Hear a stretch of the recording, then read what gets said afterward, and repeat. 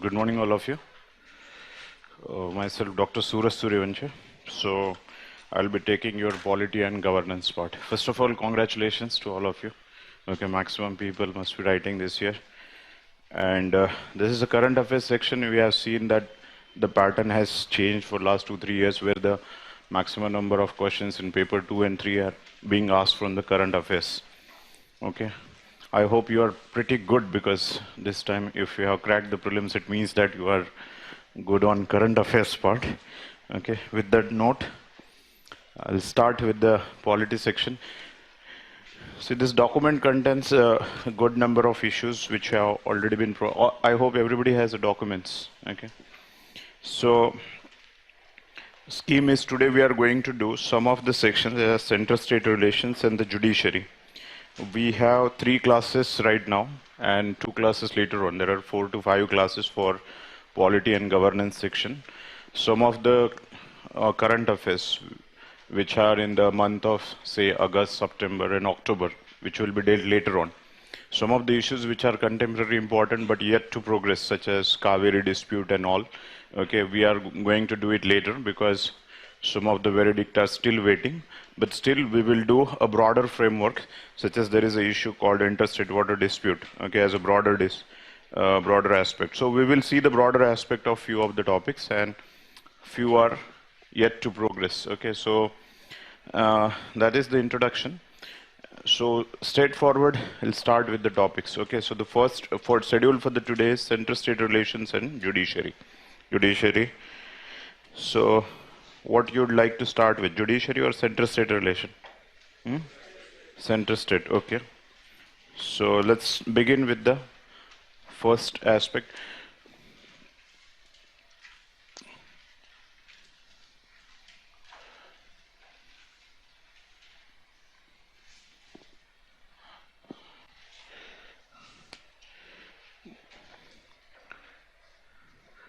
Now, here the point is, in this class is much focus is on the developments that have happened in contemporary time. So I assume that most of the things that you know about the center-state relations, what are the conflicting areas, based upon that we are directly taking themes that have been mentioned and why they are in the news and what is its analysis, how you can use this analysis in kind of the questions that are being asked. If you see the last year's question paper, what was the question asked from the center-state relation? Yes, that was very important. Cooperative federalism, okay. And it also means that you need to understand what are the conflicting points within the center-state relation and against that conflicting issues. I think there was a question on conflicts within the center-state. There wasn't question? Okay. So first you have to identify what are the conflicting areas in contemporary times, such as today's what are the see, there are 2 types of conflicting areas. One area, basically we see the conventional areas which Lakshmikant provides at the end of the center-state relations. But you have to move from those areas because those areas are redundant, okay, and most of the things have been resolved, and already the after the Sarkaria Commission, after ARC2, many of the problems have been resolved. So yes, what are the conventional and what are the contemporary areas? Conventional areas, although some of the areas are still in the news, that is Article 356, role of the governor, okay, deployment of paramilitary force, all India service, then financial matters. Financial matters are big. Okay, here the basic issue is with regard to GST, the most important one. Okay, do not see that GST law has been passed, so the matter has been resolved. So there are so many things here also in conflicting areas. Then you see here the Financial Commission and Niti Aayog. What are the conflicting areas? So these are the financial matters, also centrally sponsored scheme, although there is a lot of development here that we are going to see. Apart from this, in fact, this topic, that is a competitive federalism, This is much to do with the financial aspect of center-state relation or interstate relation. So this word competitive federalism. Then there are issues, security-related issues have also come up. Yes, in case of security-related issues, that is a debate with respect to NCTC, that is National Counter-Terrorism Center, which is yet not become a reality. And so these are the, so at least you should able to like some administrative, some political issues, some administrative, financial and security. So in case of mains answer writing, do not put much focus upon, you have to write the facts, there is no doubt about it, but be, adopt the macro approach so that you can adopt the in principle. So these are the some of the things. Now this concludes us that even in today, although the cooperative federalism concept emerged, but still there are conflicting areas in contemporary time also. So the first theme of ours is, that is a competitive federalism, and against this contest we will see that what is a competitive federalism. Now, the word competitive federalism is new or being used in contemporary times. Obviously, the natural question is how it is different from the cooperative federalism. So that is what we have to see, and in this contest, we can use this theme. What are the good points of competitive federalism? What are the limitations or challenges of competitive federalism? Now, yes, what is a competitive federalism? Here, if you see largely when we see federalism, there are state, center and state units. Now, in case of competitive federalism, it is more in between the states rather than between the center and the state. Okay, this one is more important, that is interstate competition. Competitive federalism is, that is, the states are competing with each other. Okay, now this competition is with respect to the trade and investment. This is more of a commercial, trade and investment related matters. Okay, the broader aspect is obviously every state wants to develop economic development, and for that development, okay, conventionally we have understood that state units are dependable on the center. Okay, that generally there used to be a term also called as bargaining federalism. Okay, bargaining federalism. Bargaining federalism shows that there is a utter dependence of state units on the center to get the funding. Okay, so this situation has changed by and large after this alternative devolution, alternative scheme of devolution. What is this? And which constitutional amendment act? What is this alternative scheme of devolution? Yes, 80th. Okay, 88th. 88th है या GST कौन सा है? Service tax. See, there was an alternative scheme of devolution through which only minimum 29% of finances will go to the state, whatever the total amount of taxation.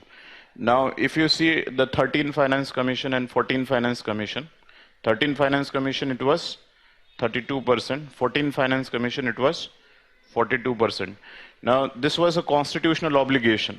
This was a constitutional obligation that minimum 29% should go. So prior to that, if you see the taxation structure, there was a word like the tax may be distributed. Some of the areas, the word maybe was used. Now there is no word like maybe, although the surcharge is kept with the center only, but the proper tax, that there is a devolution. So bargaining federalism was earlier when there was a utter dependence of state on center with respect to financial resources. Now, slowly, okay, it has evolved with the alternative scheme of devolution, which is a constitutional amendment through which minimum 29% has to be given to the state. 13 finance, 32, 14, 42. So we can say that broadly, the financial devolution has started happening. Now, this is also part of cooperative federalism where center and state have started cooperating with each other. Now, this is the next step, that is a competitive federalism, where we see more financial autonomy, not just the financial devolution. There is a financial autonomy. Financial autonomy with respect to trade and investment, like the state unilaterally going for taking up the measures so as to attract more fund and investment, okay, for their development.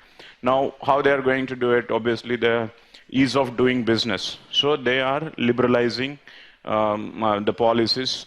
In the policy, say for example, the issues with regard to land reforms. Okay, so there is a box which has been given some of the examples I'm not going to mention.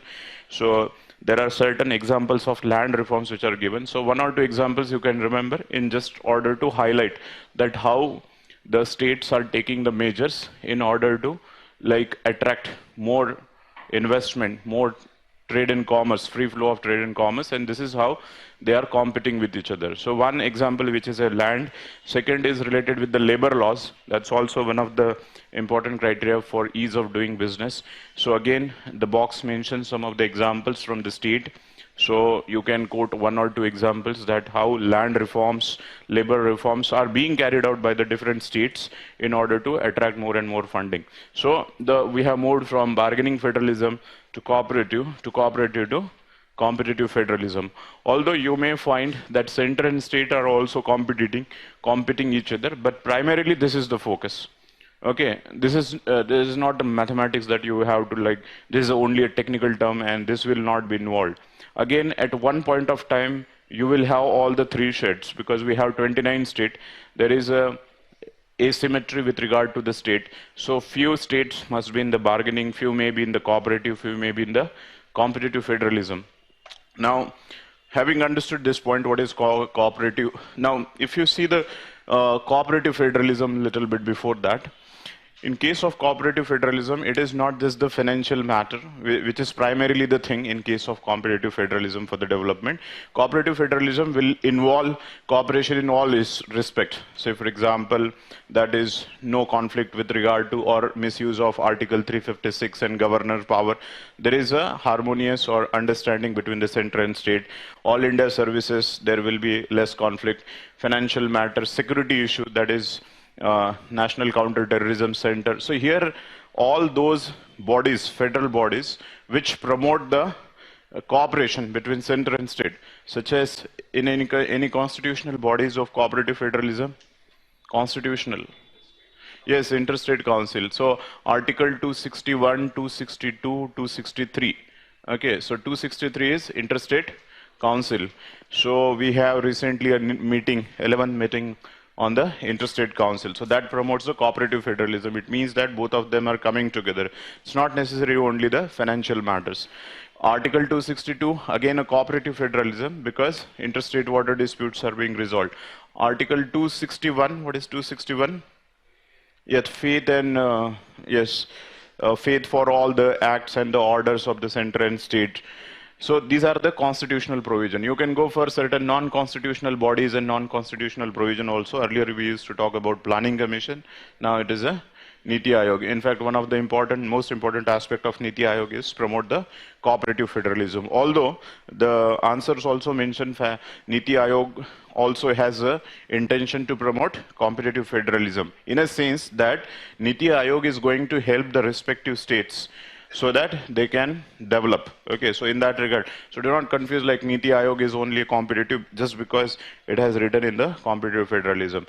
Any other body, non-constitutional body which promotes the zonal councils, regional councils, okay, regional councils or zonal councils. Yes, any other?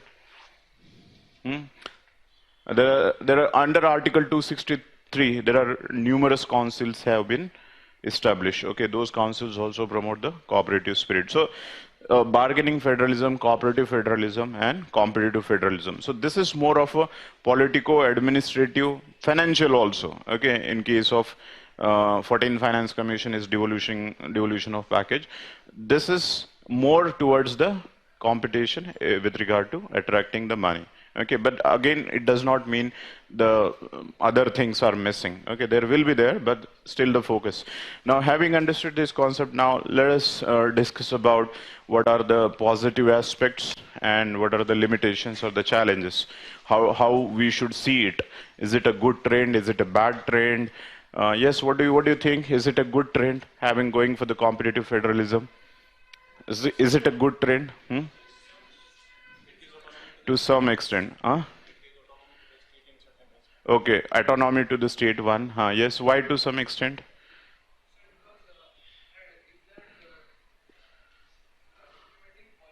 Uh, National scale, okay, fine, very good. It promotes the regionalism. But if the regionalism is in the welfare of the people, is it a bad? Regionalism in itself is not a pejorative term. Regionalism can be a good extreme form of regionalism which challenges the nationalism, okay, or it becomes a fundamentalistic. Then only you should say that regionalism is bad. Otherwise, sociologically speaking, political science speaking, okay, regionalism in itself is not a bad, okay, if it is in the promotion of development. So how do you see? So you will jump to a conclusion that it is bad. Yes, you should first be a very considerate that this is a positive development. First of all, state are able to now attract more and more investment. So there is a more autonomy to the state. Okay, there is more autonomy to the state, more power to the state, so as to attract. This is a trend towards the liberalization also, because you are attracting more and more financial resources. That's the one thing. That is autonomy to the state. Second thing, you can write in general like competitive federalism, there is a competition. Yes? Cannot be done, can be done at the state level. Okay.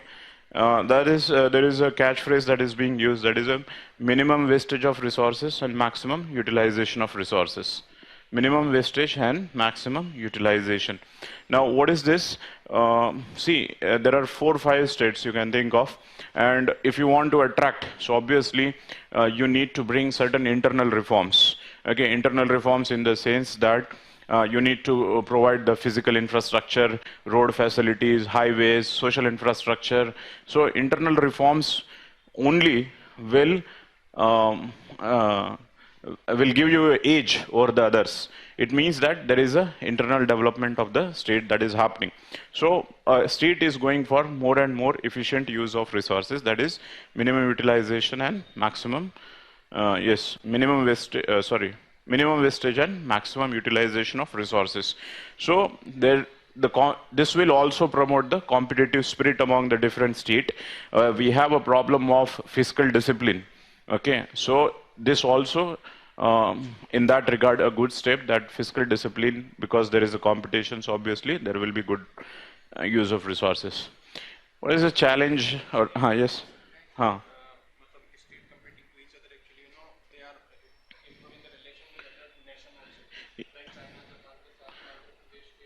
yes, but let's not put the individual province as a nation state. Okay, yes, you can say that a positive constituencies and good relationship is established. Yes. Apart from that, you can say that good practices emerge. The other states learn from the competitive, those states who are doing good, better. So the better practices, the state which are able to attract more and more incentives, so such things can be replicated into the another state also. There is a possibility of incentivization by the center to such states, okay, which are utilizing the funds in a more efficient manner. So that will also bring a fiscal prudence in general for the center also. Yes? Ensure accountability of state government. Okay, fine. Yes. So this is a broad. You can keep on reading. We just want the broader framework. Now, what are the challenges? Is there any challenge? Any limitation apart from? Yes, that is very important. In India, regional disparities, and this might give rise to accentuation of those regional disparities. And we have the corresponding to, you should just end up in a note. Maybe this question may not be this way, but you should always understand that whenever there is a regional disparity, we have a problem like Naxalism, which has its point with respect to unbalanced regional development, okay, or regional inequalities. So this might create again the islands of prosperity, and therefore it create a sort of an alienation in those people who are belonging to the backward region. This also, now you should again, so should we write off the idea of competitive federalism in conclusion that it is an inequality, and therefore what should be the concluding point then? What should be the point? Yes, center should intervene, that they should help those backward states, okay, in order to, okay, increase their capacity. Okay, the criteria, the principle of equity, can be utilized, and therefore they should help the backward states in order to promote the competition, rather than saying that competition is a wrong and it has a negative consequence on these states. Okay, so that's the broader spirits we are discussing. Is that fine? Huh? हाँ. Victim बहुत ज़्यादा मतलब हो जाएगा, but yes, that is what we are trying to say. North states है या फिर जो भी झारखंड छत्तीसगढ़ जो नक्सल अफेक्टेड बेल्ट है, see ultimately there are certain natural advantages to certain states also, like coastal states hai, plain hai, okay, agricultural, industrial base. So these bases have been created elsewhere, such as Gujarat, Maharashtra, states from the south. So they are already doing best. So obviously competitive federalism may cause more regional disparities. But again, then you have to see that how the state can intervene in order to check such things, and all the states can develop. Have you understood? So this is about the whole of the competitive federalism, bargaining federalism, cooperative federalism. You can use whichever way you want. Okay, way forward भी लिखा हुआ है वहाँ पे पीछे. Now let's come to the second aspect, that is interstate river disputes, which is very important. Although we are not going to discuss Kaveri dispute as such, but we are going to make a framework for our next class, maybe.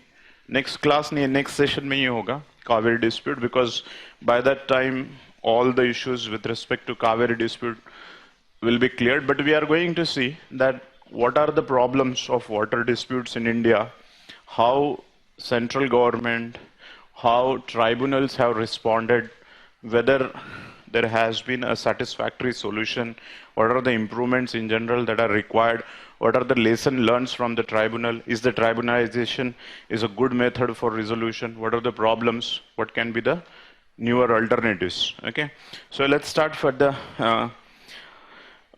some of the basics things I'm going to do, although the basics things have not been mentioned, because this question can be asked more as from a broader aspect, because water and this river disputes are going to be an important thing for this year.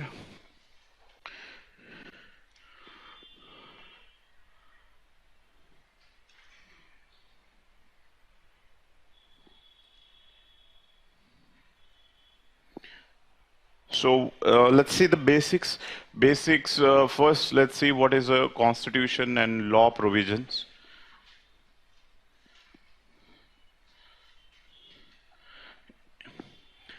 Now, yes, what are the constitutional provisions with regard to water? What are the relevant constitutional provisions? 262, okay. And that's it? Yes, first of all, let's see the list. Okay, list number 17 and list 56. Water is a which subject? State subject. So list 17, let's talk about state, or the list 2. Now, if you see this, primarily it is a state matter, primarily. But in case of list, in fact in list 17 only it is mentioned that subject to the provision of the water regulation, development, canal, irrigation, management, everything is with the state, except the list 56. And list 56 said that if it is a interstate water, okay, if it is interstate river or interstate river basin, so it will be with the center or the union. In fact, there is also a word that if such thing have been declared by the parliament of public importance, okay, that is interstate water will be under the control of union as declared by the parliament to be of public importance. So that is the line which has been mentioned in the list itself, that is as declared by the parliament, that is in the interest of public. So it means that by and large, all the rivers belong to the state jurisdiction. If the rivers are interstates, obviously union can have the control over it. Now, natural question is, when the state, and there are rivers within the states which is originating and also say for example originating in state and getting flowing only through the jurisdiction. There will not be a dispute, but if it is flowing through the different jurisdiction, union will have a control, and therefore, in this regard, there will be a chances of emergence of disputes. So, in case of disputes, the Constitution already mentioned the Article 262. So, these are the three relevant provisions of Constitution. 262 mentions interstate water dispute. Yes, what the Constitution has mentioned? Parliament may by law. Okay, interstate water dispute. So, original Constitution has given the power to the Parliament. Parliament can think of which is the good method for water dispute. Parliament may by law, okay, go for inaction of the act. So, subsequently, two acts.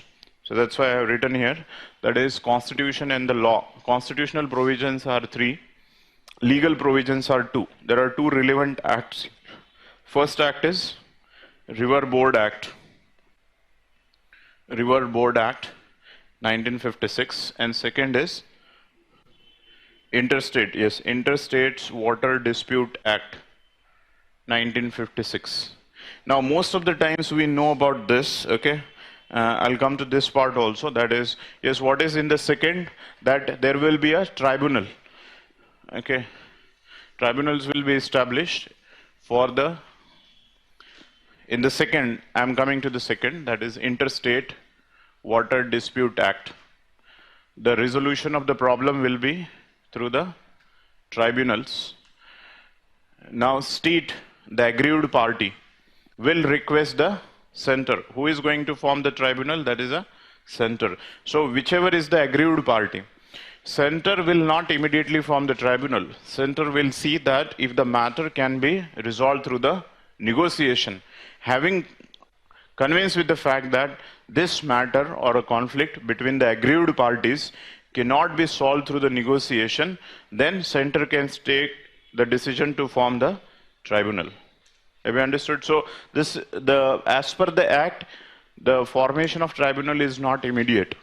Okay, that center should get convinced that all the democratic means or negotiation have failed, and therefore there is a need of tribunal. So there is a flexibility which exists, because if you read the Kaveri, in most of the articles you will see that center has not done job. Okay, center have adopted the minimalistic approach. Okay, this minimalistic attitude.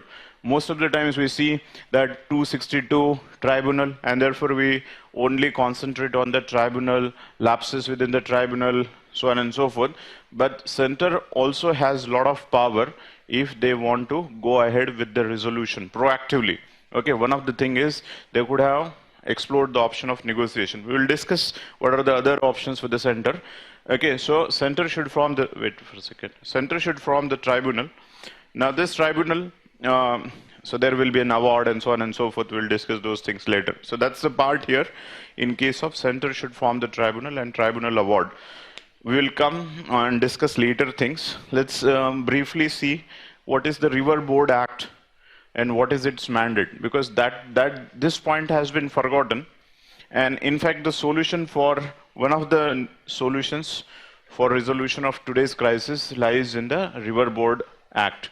So what is River Board Act? What is its mandate?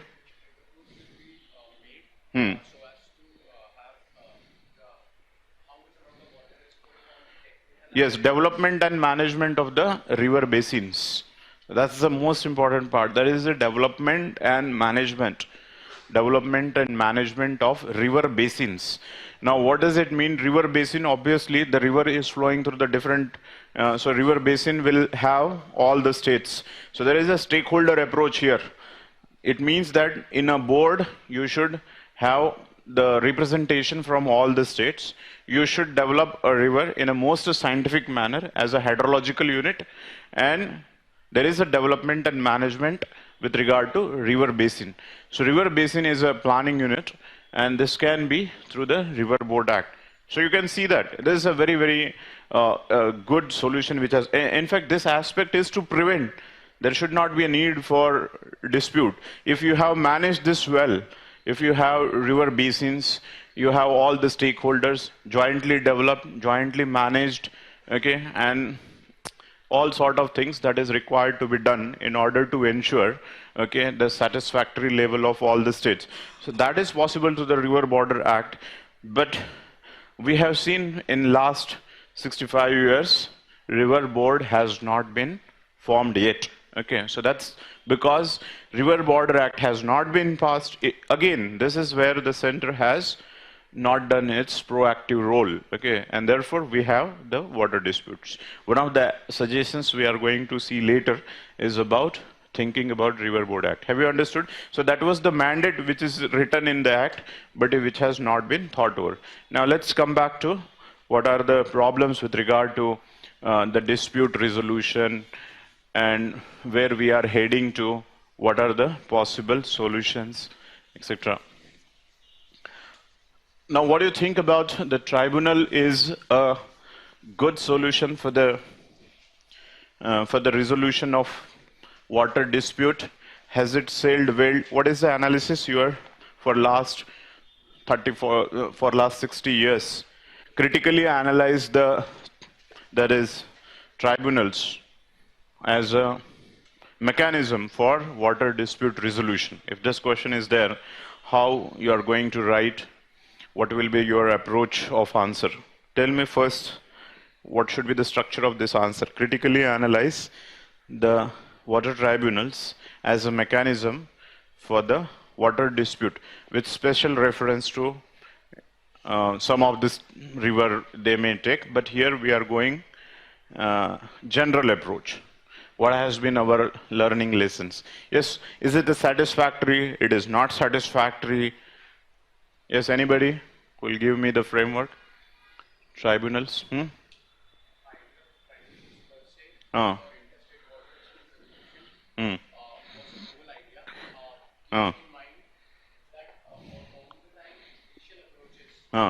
Yes, very good.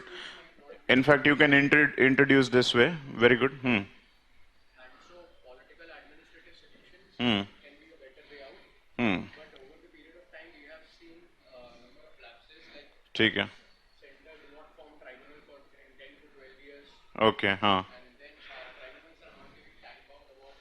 For implementation of awards. Yes, very good. And then the most basic point was that tribunals needed some prerequisite data and basis on which they could have given their awards. Yes. That is lacking. So wherein comes the role of River Boards Act. Okay, fine. So you are more of a critical. Yes, I'm saying, what should be your answer look like? Yes, fine. और कुछ इसमें refinement कर सकते हैं कोई? Any different? He has addressed most core part, I would say. Yes.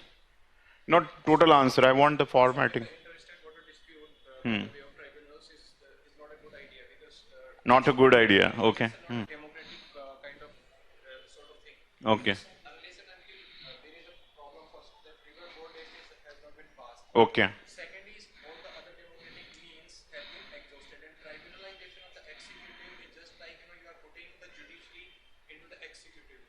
Judiciary into the executive. Okay. Supreme Court may have the power actually because the Parliament has stopped the Supreme Court or apex court to adjudicate between the powers, and there will be tussles on the 262 that neither the Parliament can do, neither the state legislature can do, or nor the apex court can do.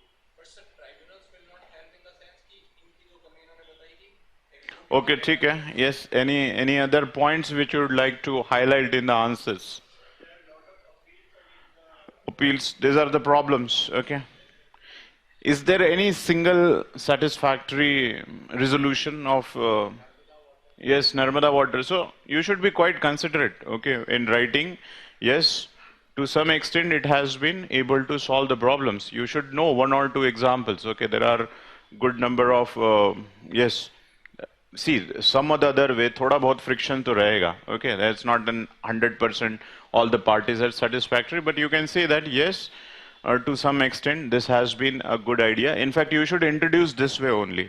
why the tribunalization has came into existence. In fact, the Ambedkar during the constitutional debate has mentioned it, that tribunalization, because water as an entity, you cannot see as a commercial entity. Okay, it is part of a, yes, human right, or you can say that for the life and existence of human beings and animals and the environment. So in this regard, you cannot go for the legal-based approach, okay, fact-based approach. Therefore, we need a more democratic method, okay, such as where the conciliation and negotiation is possible, and therefore the court settlement is not a very satisfactory idea. And given the fact that the experience of different countries, okay, with regard to the legal aspects on the resolution of water disputes, and out of the court settlement has been by far more satisfactory than the legal settlement. So you can just, in one line, you can say that why tribunalization is there. Then you can say that yes, India has passed this particular act, and some of the examples you can see here, there are certain examples which are the lingering disputes which have been mentioned, but there are other, like say for example, Godavari hai, Krishna hai, Kaveri hai. Then there is a, yes, Beas and Ravi and Beas, then Narmada, okay, Satluj, and yes, these are the lingering one which have been given. So one or two you can mention that this has been, and some of the final awards has been mentioned, and the matter has been resolved. But you can say that in spite of the fact that the tribunalization was a very good idea, but the history is a testimony to the fact that things are not well, and there are more troubles with the tribunal than the good points. So then you can mention what are the general. Do not directly jump to the Kaveri and this has happened, that has happened. Do not give the timeline, etc., etc. Okay, that's not required because the question is a very general in nature. Now, yes, let's see that are problems with respect to what are the problems or what are the limitations. So problems, you can think just how the tribunals have been created, and step by step you can think about it. Step by step is, first you see here, state is requesting the center. It means that center should immediately form it. After exhausting, obviously it has exhausted the option. When somebody is complaining, it means that the options are not there. So first there is an inordinate delay in by the center to establish the tribunal. Centers are not coming. In fact, this has happened in case of Kaveri also, that Tamil Nadu was requesting, okay, for a long period of time, and the center has taken at least 7 to 8 years. Kitna years hai? To establish, I think 10 years, almost 10 years it took to form, okay, to form the tribunal. So it is an, in fact, the duty of a center under the this particular act, Interstate Water Dispute Act, to form the tribunal when the state's coming to them. So 10 years, if you are not forming the tribunal, it means that you are, even problem resolution starting is taking 10 years of time. It means that the problem is lingering for 10 years. Then problems with respect to this farmers' plight, drinking water, irrigation, industrialization, all things are continued. First is that is center is taking a time. Second is, let's see, center has formed the tribunal, then tribunal themselves are taking the time. That is there is again a delay in coming up with the final award. Okay, it is taking again 15 to 20 years, okay, to come up with the final award. 15 to 20 years. So first this delay, then second is this delay. Third is, now let us see the final award has come. Say for example, in case of Kaveri, 2007 award has come. Now there is, yes, the day on which the award has been come into being by the tribunal, that is not the day of implementation. Center has to notify. Only then the award is considered as implementable. So again, center is not notifying it in a gazette officially. Are you understanding? Here again, there is a lot of time, and therefore the implementation of the award, even after the final verdict is out, is taking a delay because center is not officially notifying. Fourth is, let's understand center has notified it, but the state are not listening to them, and therefore the issue with respect to finality, whether the award is final or not, okay, that has been again a debatable because state are not accepting it. State or even if it is notified, state are challenging it. State are challenging it. You can write separately also, or here you can write that is it is being challenged in the Supreme Court.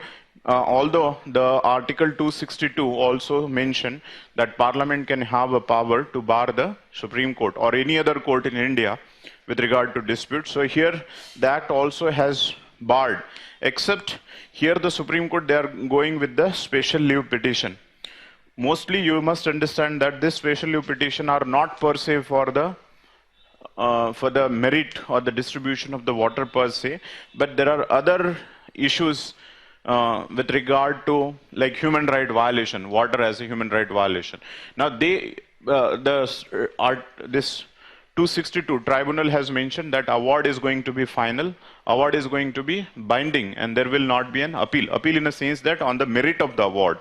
So merit of the award is not being challenged, but some other way they are trying to attach some other issues, such as in case of Tamil Nadu, you see that the farmer plight and safe drinking water is not available, and therefore people are dying, and they are questioning that our human right violation under Article 21 is getting affected, and therefore the Supreme Court should intervene through the writ petition or some other way in order to see that what requires to be done.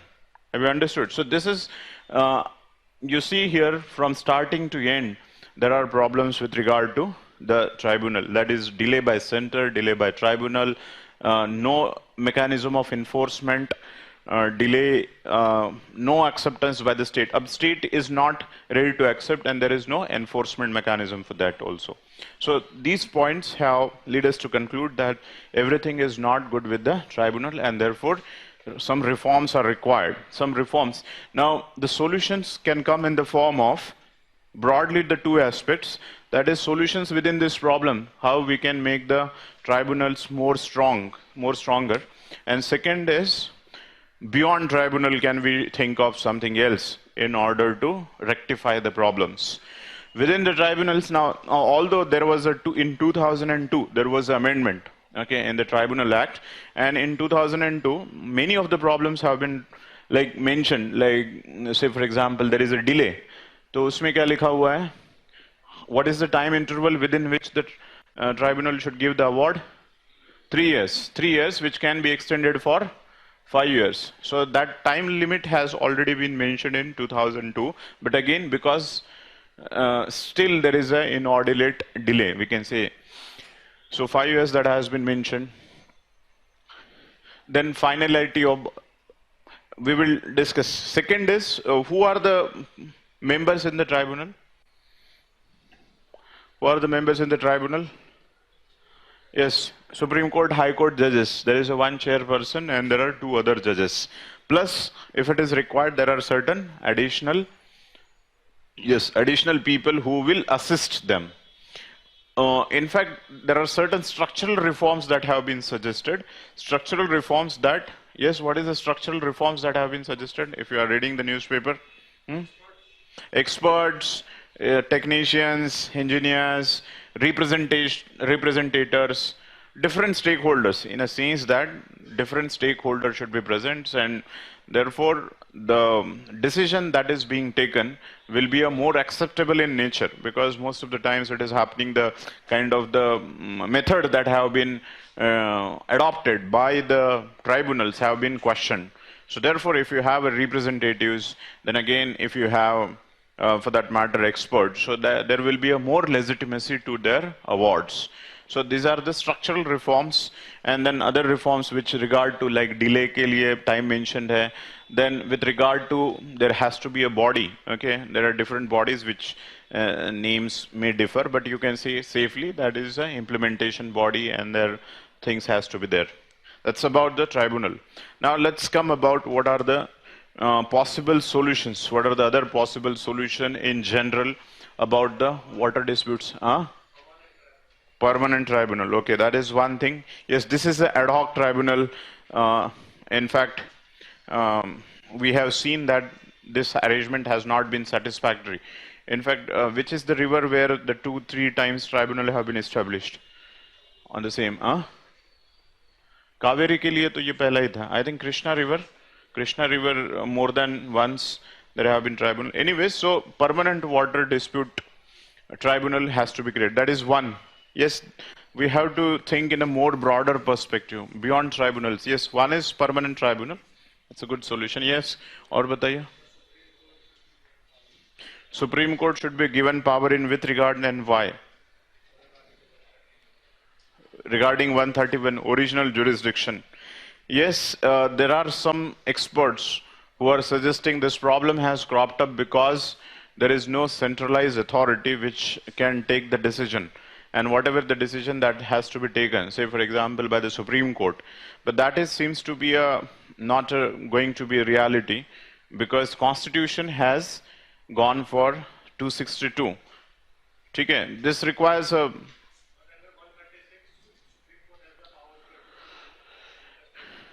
disputes 136 can the special leave petition you are saying?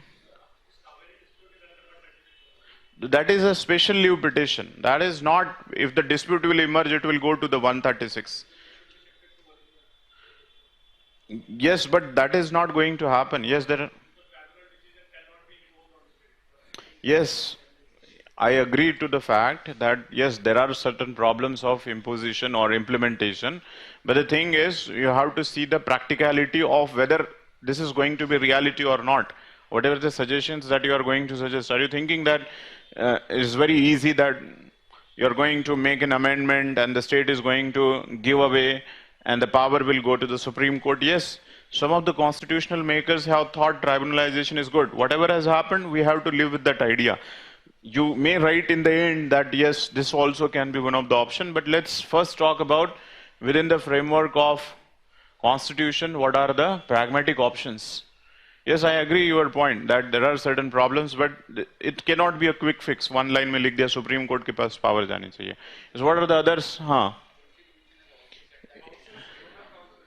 Zonal councils, okay.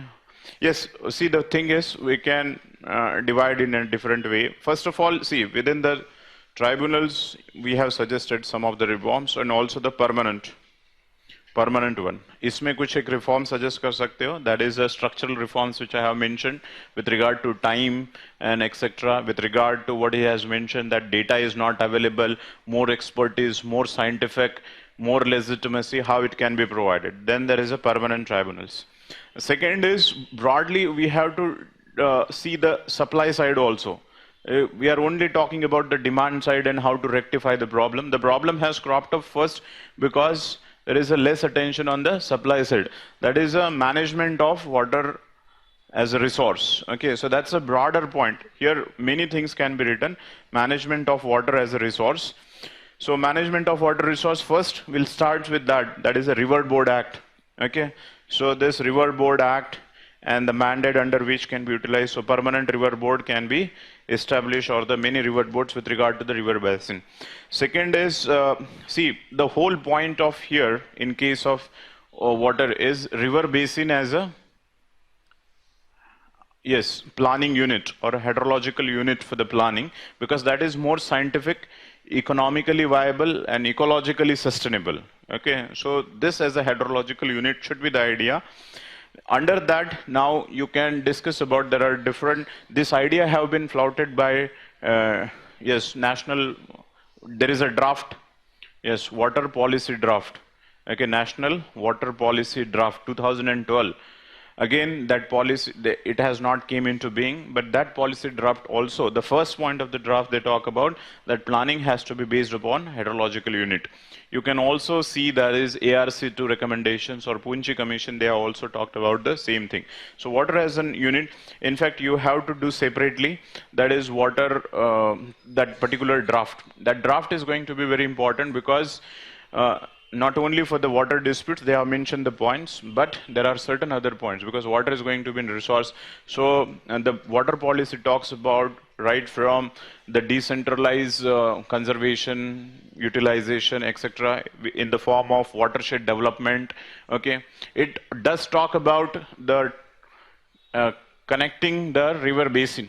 Okay, but then there is a cautious optimism which is in the draft. They say that it should be done only on the merit basis. Okay, it has not gone enthusiastically that let's go for the that interlinking of waters, because that's not ecologically sustainable. There are a good number of studies which are available how financially and ecologically they are not sustainable. So it does talk about, but only on the basis of merit.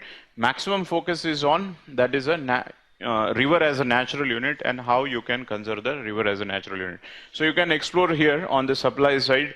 Then you can also, in case of supply side, utility issues. Okay, utility issues, that is a charges. In fact, again, the water policy talks about water user association. Okay, water user association, river, water river regulation boards. So these are some of the points. In fact, these points have been talked by ARC, Punchi Commission. In fact, the 14th Finance Commission has also talked about the utilization. Okay, that is, there should be a utility charges. So the efficient use of water resources, that's a broader idea here. Have you understood? So if the supply side is more, and there is a more scientific approach for the management, the problem with respect to conflict will not arise. So that's a longer term. Now third, we have to discuss the dispute. Let's understand that even if the supply side, however it is strong, the dispute is going to emerge. So beyond the tribunal, what are the possible options? So possible options, they are talking about arbitration and conciliation. Okay, that's something which we are going to see in case of judiciary. So out of the court settlements ke jo hai, that is alternative dispute resolution, ADRs. So within the ADR, mediation, arbitration, conciliation. So these options also have to be tried. In general, you can say that there should be a multi-party involvement, stakeholder involvement, more democratic approach, water as a community resource, as a public resource. So that point has to be highlighted. Like liter of water here and there, that's a different case, but you have to see broadly as a water as a human right issue. Okay, you cannot there cannot be a state jurisdiction over a particular water, so you have to take the demand supply constraint into consideration, and the center has a larger role to play. You have to give a maximum thrust on the center. That center so far has adopted the minimalistic approach. Center should go for the proactive approach in establishing river border board, permanent tribunal. In fact, there are other. See, one is this water disputes ke liye bataya tha, that is arbitration. Second is interstate council. Okay, that's also a good fora through which you can discuss the problems, like interstate council under Article 263 that has been created. Now this ministerial conferences. So there also you can identify the problem. Zonal councils, they also can be explored. Okay.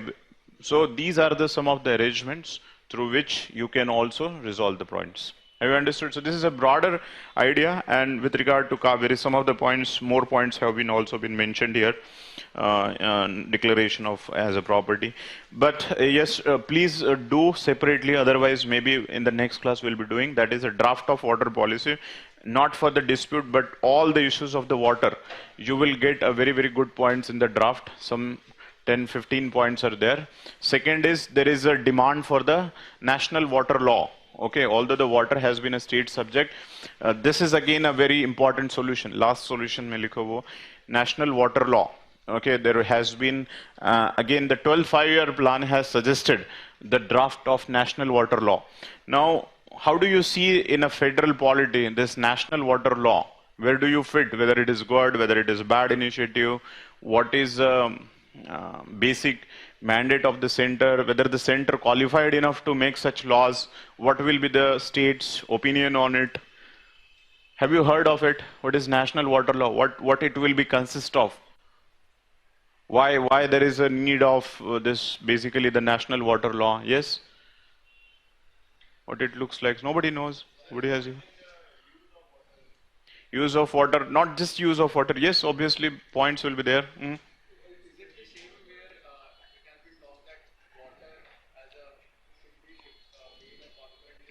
Yes, more or less that is the idea, that although it is already interstate water, union can intervene. So something like Panchayati Raj. Panchayati Raj, although that is local self-governance, is a matter of a state. But you have a framework law, okay, something in case of Panchayati Raj that exist. So this will be a framework law. Now what is happening? State law going to be there. It is not like taking a power of a state. You're going to make a framework law. There will be a principles, priorities, and broader frameworks which will be mentioned in the law, and all the states, their respective state law should abide by broader framework. What is happening, depending upon the need and the whims and fancies of different state, the state laws, there is a lot of asymmetry, and therefore there is a lot of dispute. So there has to be a broader single principle, single priorities, and within that there are certain laws that has to be fit in. Have you understood? And obviously it has to be made mandatory. There are certain mandatory provision and certain flexible provisions will be there. So this is very good. Any other such spirit which we see in your economics chapter? Any law? Hmm? Which law? Very famous. Huh? APMC, yes. APMC is also, APMC if you see, the mandate is for the state, but they have brought in the broader framework. So you can see that this is within the federal spirit. There is no attempt on the center to usurp the power of a state. But yes, certainly we can make a law. Have you understood? And all the state laws should fall within this bracket. So these are some of the solutions that can be thought about. Yes, let's move to the next, that is demand for the special state category. Yes. Those suggestions also can, yes, depoliticization.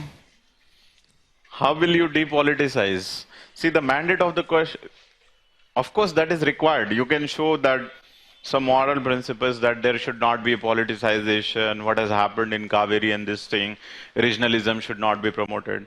In fact, these are the negative. If these mechanisms are not available, therefore politicize. In fact, this is giving a scope for politicization.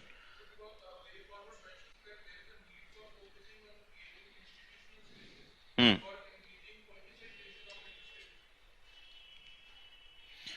Yes, that is what, see, politicization is happening when the conflicting is arising and when you don't have the institutional mechanism to resolve the conflict satisfactorily, giving the scope for the regional political parties, okay, to embark upon the disputes and therefore to mobilize the masses in that regard. That's a fallout, okay. State from the current, yes, you can, see, there is already a scope in Article 56. Interstates के ऊपर union can make a law. Okay, you have to proactively come towards it. So there is a scope for union to make a law. But yes, you can see there are certain things which you have to take into account, that possibility of the option. But yes, you can make, rather than you can just write like, yes, in case of environment, wildlife, natural conservation, planning, family planning, these topics have been moved from the state to concurrently. So in that regard, yes, this can be a possibility. But the thing is, evolving the consensus on this issue will be a very, very difficult thing. Okay, yes. But even if that is not there, union can make this. Framework law is nothing but that only, that you are going to make a law within which the state law will fall. Okay. Yes, now next, like demand for the special category status.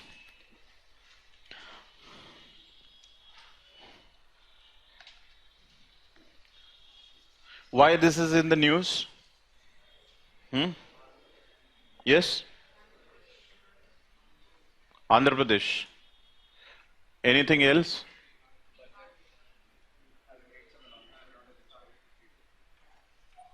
What are the announcement?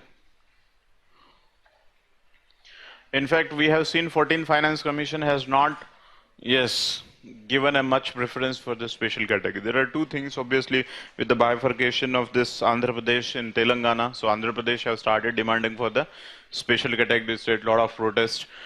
Before that also this Bimaru states that we understand. So these were also fighting since long, okay. In fact, we see that there is a race in India towards moving to the bottom of pyramid, okay. There's a paradox. You see in case of Maharashtra, now the Marathas, Kapurs, and so on and so forth. So there is in society you will learn all those things. So this is where we see there are certain benefits which you get if you get this particular status, that is a special category status. So first we will see that what is the rationale behind it, what are the benefits, and then what is the contemporary issues with regard to. So if you see the special category states, there is a asymmetry in India with respect to different states. So few states are developed, few states are non-developed. So few states have been recognized as a special category out of them, and there are certain benefits which are extended to them. So first we will see the criteria. Criteria for the special category states. First is, in fact, if you see the map and the number of states, how many number of states are there today? Depending upon that, it is easy to identify the criteria. 11. Okay, that is Northeast. Yes, Northeast 8 plus Himalayan 3. That is Jammu and Kashmir, Himachal, and Uttarakhand. Okay, so these are the 11 states. Now, if you can put this criteria, these are all hilly states. Okay, by and large. Second is, yes, border states, international border. Okay, that is making them vulnerable, more security point of view, developmental point of view, etc. Then if you see the density of population and backwardness.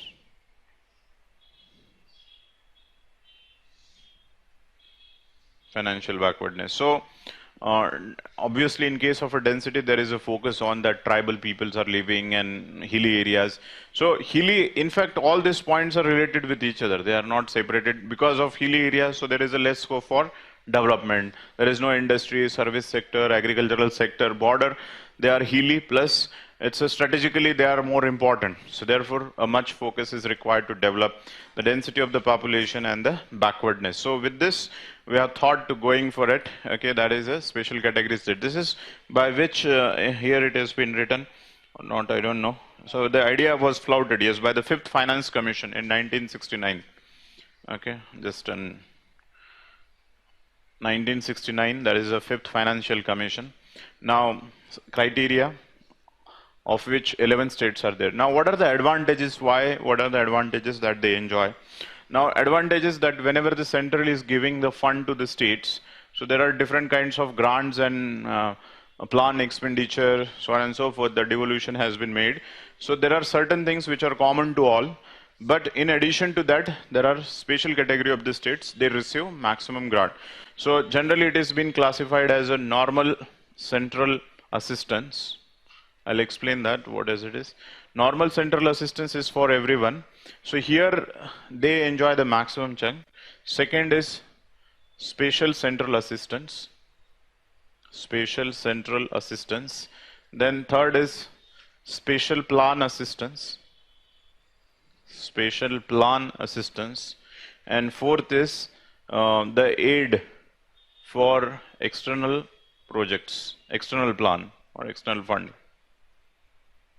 Now let's say one by one. And fourth is a separate, it's not a funding, that is a centrally sponsored scheme. We will see that what it is.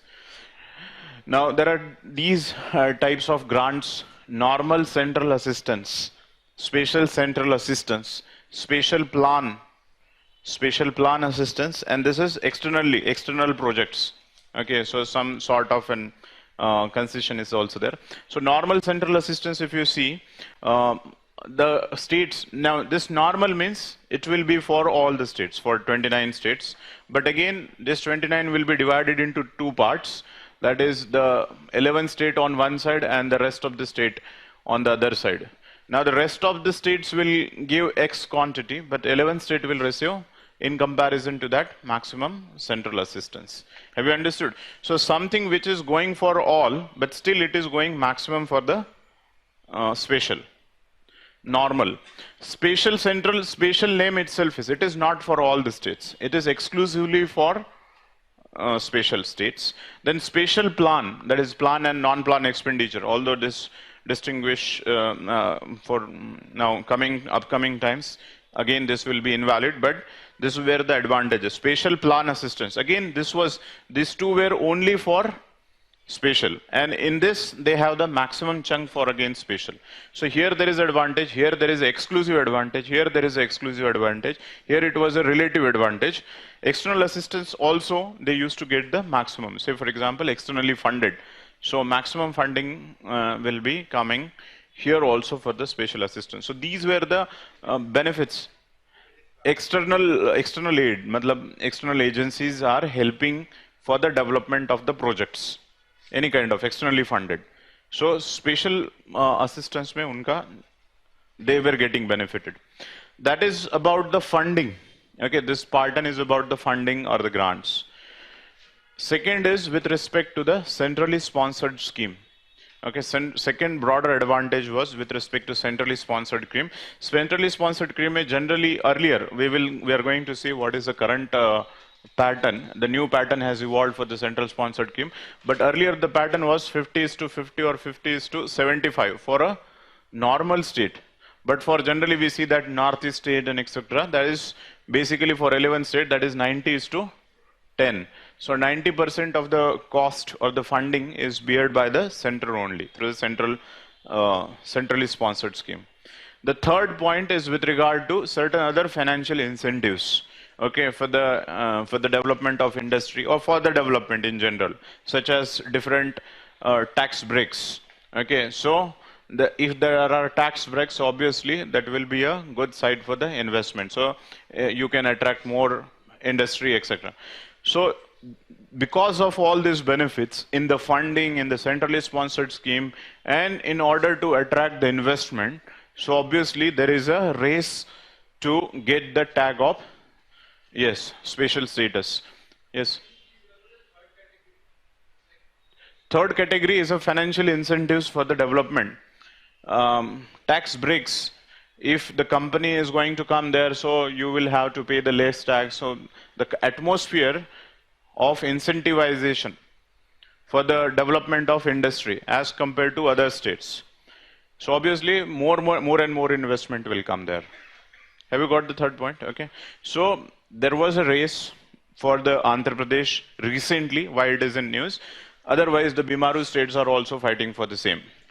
But it has not happened. Now what is the current status and why the government is not giving in so as to accept their demands of Andhra Pradesh or for that matter Bimaru state?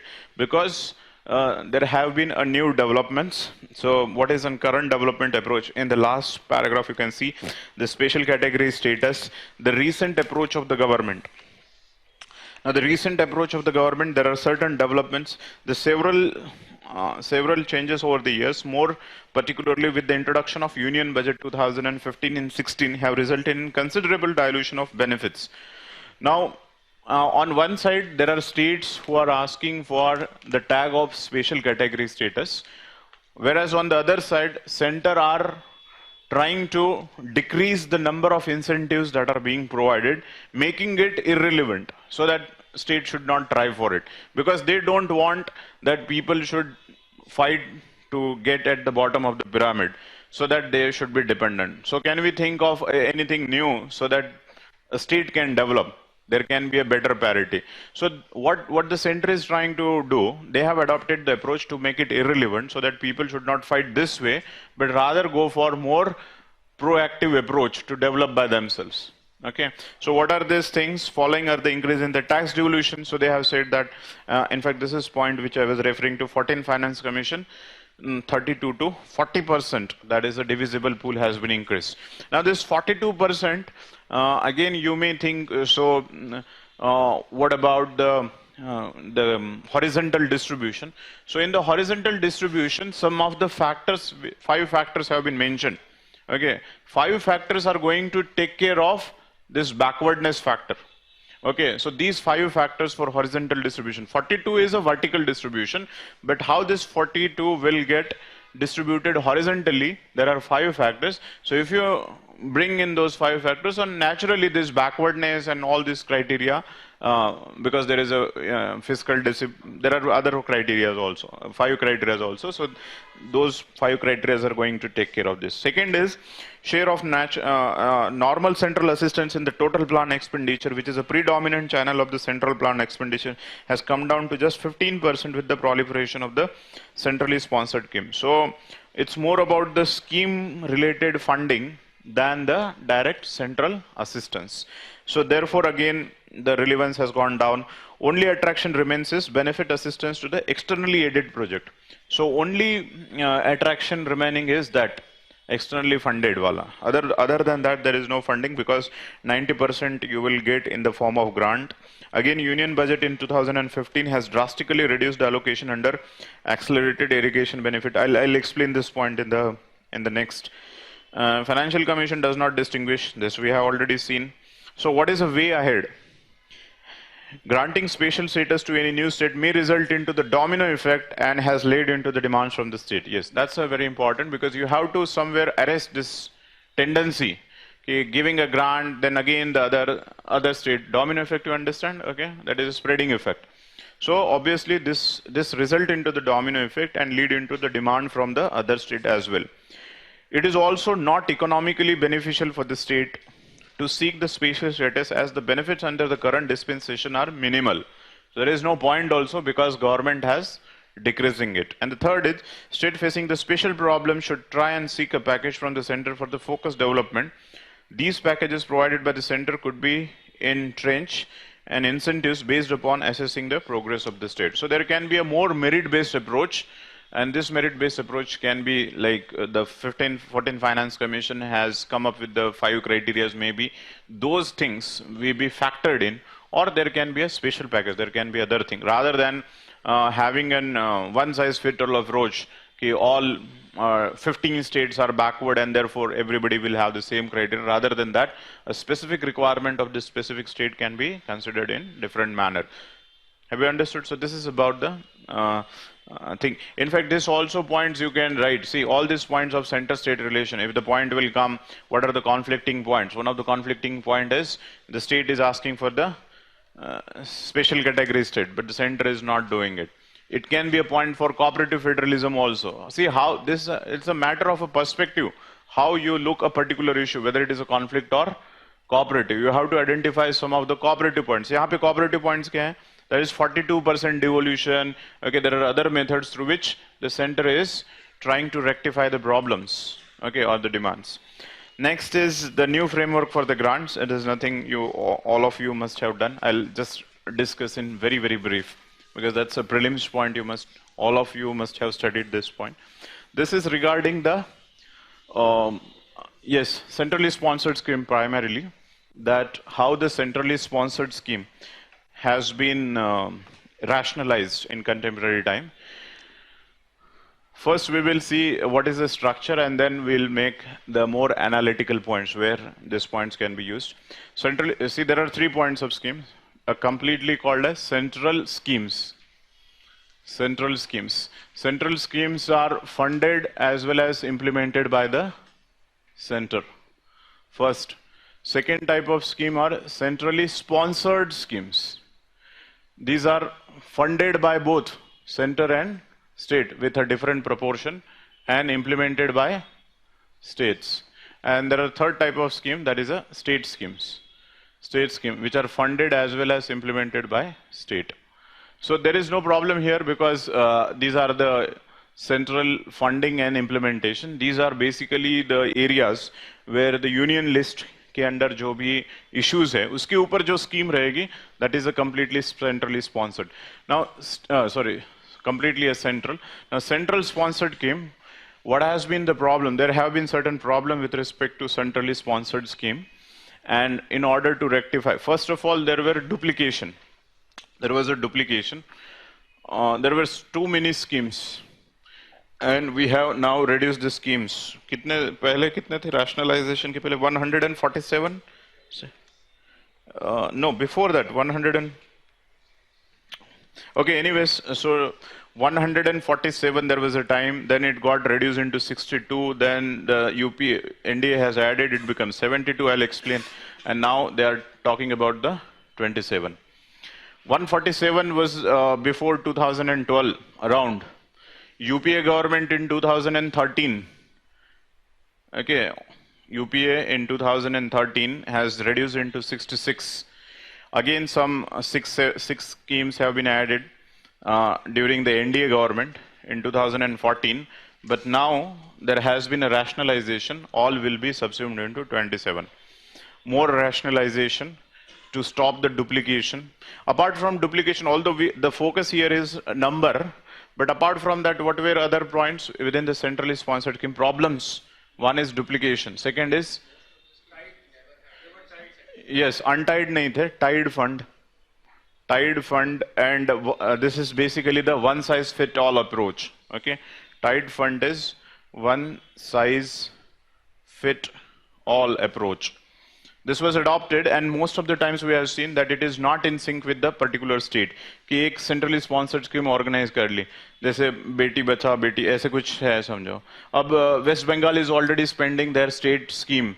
In fact, the sum total of the West Bengal's expenditure on the women for that particular scheme is more than the central expenditure. So, in that category, it is not required there. But since it is there, so it will run parallelly. So, in many of the cases, it has happened where the scheme is already existing, but central scheme is running parallelly. Somewhere it is more required to be done, but it will be given some standard funding, even when some more is required. So this is not a correct. So from tied fund to more untied or more flexible approach required to be adopted. Yes, what you are saying? A sunset clause, okay, fine. That is a new thing you can write. The sunset clause nahi tha, okay, that it is continued for any period, any length of time, okay. Fourth is obviously there were pilferages and leakages, okay, there are so many leakages, pilferages, corruption issue. So these were broadly the aspects within the centrally sponsored scheme. Again, this can be taken as a conflicting issue and cooperating issue, both ways. Conflicting है तो ये problem बता सकते cooperation में, whatever we are going to now rationalize, those points can be written in cooperation. So duplication or yes, that is inefficient. Duplication will be leading into the inefficiency and wastage of resources for the same purpose. Untied funds this. Now, how they have rationalized into 27? All the schemes have been categorized into three parts, or broadly the two parts. That is a core and others. Core and others, and within the core there are two parts, that is core of core and other core, or core you can say. So how many are there? Core of core? Yes, 6 are there. Core of core are 6. How many other core? 18, yes, 18. And the other are other नहीं है यहाँ पे optional are 3. Optional are 3. Now here what they have done is they have rationalized in terms of category wise. Okay, first two are obviously the MG Narega for all, that's why it is kept separately.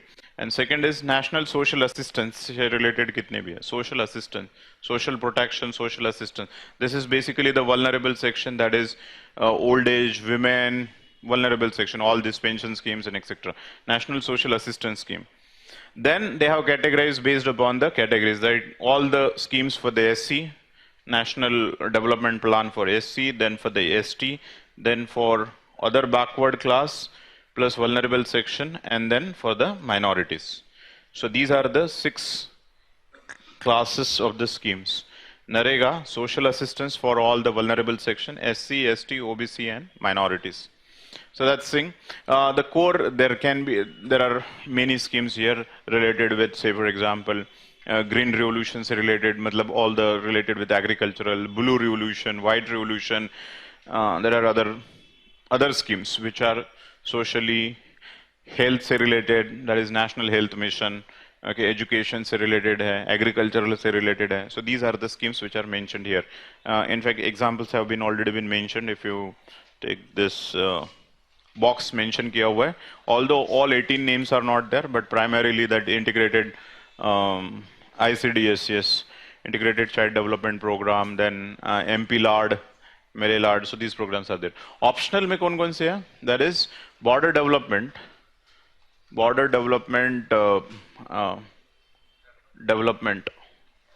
plan or project, whatever this thing is.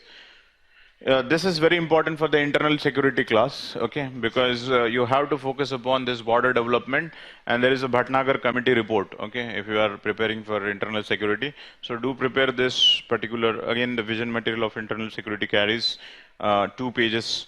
That is how, what are the issues in border development. Border development is not just about keeping the border peaceful with border force. There's a border management. There's a word called border management. It requires both border protection as well as border development. So border management is a very broad term. It's border protection. Generally, we talk about the security aspect. That is, Bhatnagar committee has said that one border, one force, okay, has to be the criteria, and there are other security things you can discuss here. But you should not stop at protection, you should go for the development. So border development, road development, integrated checkpost, economy, trade, there are a lot many things. So here as a project. Second, border development project, then accelerated irrigation benefit program. So that's the second one, accelerated irrigation benefit project. There is one more, is there? Huh? Yes, yes, Ru Urban. Shama Prasad Ru Urban Mission. Ru Urban. Okay, so these are the three. In addition to this, these are the optional ones. Now, we are not going to discuss this details like 50-50%. So if you see the core and core, the existing pattern continued. That is about what I have explained here, this 50-50 and this 90-10. Here the pattern is 60 is to 40 and 80 is to, yeah, 90 is to 10, obviously. 90-10, okay. 60-40 and 60-40 and 90-10. So these are the some of the changes which they have made, and here it is 50-50, okay? 50-50 and 80-20. This one is for the spatial wala, okay? This is spatial one and this is for the other. Here it is. This pattern is continued for core of core. This second is 60-40 and 90-10, and this, I don't think so. In mains, there's a lot of scope in writing the statistics, and there is no point in putting too many facts. Now let's analyze this from the macro point of view, that how and where you can bring this point. First of all, obviously the cooperative federalism. Second is minimum government, maximum governance. Okay, good governance aspect, efficiency, flexibility to the scheme, more autonomy to the state, financial decentralization. Financial decentralization, although the money will be remain same, but the untied fund. So maximum scope will be there for the states to go for the different sort of decentralized planning. So broadly, cooperative federalism, you can mention rationalization of the resources. Okay, obviously the Niti Aayog will have a role to play here again. So these points, point of good governance, these aspects you can write. Yes, is it fine? Also, this point which has been mentioned with regard to, just a second, devolution of tax pool also has been given. Okay, there are some other points apart from centrally sponsored scheme. That is devolution, we have already discussed, that is 42%. Then effective outcome based monitoring implementation of the scheme, those points. Rationalize plan and non-plan expenditure. Now this division, plan and non-plan expenditure, they are going to do away with this. So efficient utilization of resources, that's a broader theme here. Yes, now let's move to the interstate council meeting.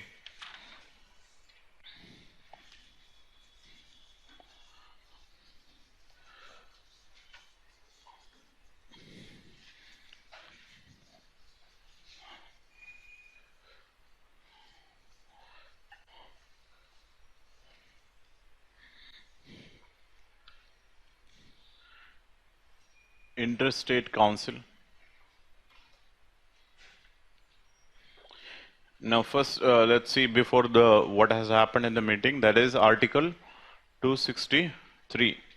263 provides for that the president can form the interstate council. So president can form the interstate council. That's a provision, okay? And there are certain other provisions also, other provisions that what will be the broader function of this interstate council. Now, with this regard, if you see in 1989 around, okay, that first interstate council was formed. First interstate council. This is broadly you have to see in the aspect of cooperative federalism. Okay, constitutional provision for cooperative federalism in order to promote the cooperative federalism or the dialogue between center and state. Now, what are the recently there has been a meeting, that is the 11th meeting was there. Now if you see what has been mandated in that the meeting should be a regular one when the interstate council was created. That 6 monthly meeting, the thrice in a year was what has been mandated. The last point you can remember in this page number 10. ICS, that is Interstate Council, has proposed up to meet thrice in a year, but in last 26 years it has met only 11 times. Now this is where we can see that although the platform is available for the cooperative federalism, but that has not been used, okay, quite a number of times. In fact, this also points to the fact that the government is taking some measures in order to, okay, that make it more active, okay, proactive steps. That 11 meeting has happened. Some of the points with 11 meeting has been mentioned here. 11 point consideration, the recommendation of Poonchi Commission on center-state relation, use of Aadhaar as an identifier to provide the subsidies, improving the quality of education, internal security. Now, if you see these points, these are the points where there is a lot of debate going on in Indian polity, and there is a lot of friction with respect to perspectives of center and state. So, the points, which points are there are not that important, although you can remember 3-4 points. But the point is, this is a platform where the consensus building by the center is taking a proactive role in order to build the consensus, in order to reduce the conflicts. So that is the most important points that you can think of. That is internal security. Again, here the problem with regard to NCTC. Okay, so we have to build the NCTC. So on this platform, you can quality education, use of Aadhaar, Poonchi Commission, police reform and police modernization. Again, require because police is a state subject, the will of a state is required. Poonchi Commission recommendation. In addition to this, we have already mentioned that this platform can be used for water conflicts also. That is so some of the mandate we have explained. When it has came into being, that is 1989, but for last 26 years, only 11 meetings are there. You can calculate 26 into 3, like 75 meetings should have been there, at least approximately 75 meetings, but we have only 11 meetings. So this points to the fact that we should focus proactively on the interstate council in order to diffuse the crisis between the center and state. And then you can come to the conclusion that in recent times this has been happening, but more requires to be done. Some of the points which are important has not been taken into the interstate council, such as water disputes and some of the other disputes, you can say that, but you can still say that this is a good beginning. After a long time, if the meeting has been convened, that's a positive sign of cooperative federalism. In fact, meeting has happened, that itself is a big point.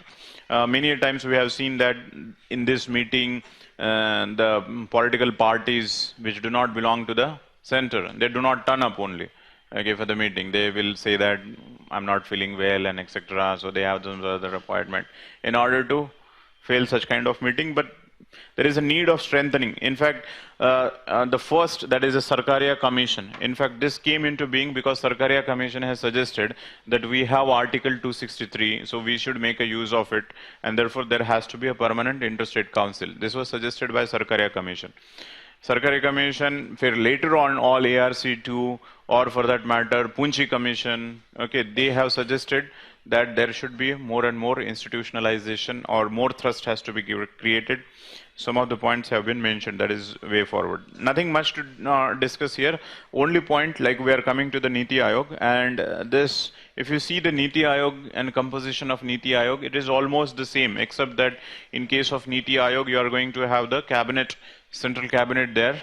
And obviously there are regional councils also. So more or less we are going to see there is going to be an overlapping, but still here there is a chief ministerial platform through which you can think because ultimately the Niti Aayog is going to replace the planning commission. Okay, and therefore the economic content and other aspects will be more, but here there are administrative, political, social, any other issues which can be taken forward. So it cannot be seen as a replacement of Niti Aayog or Niti Aayog as a substitute for the Interstate Council. Although their compositions seem to be same, but this is yet another platform through which a cooperative spirit or the cooperative federalism can be ensured.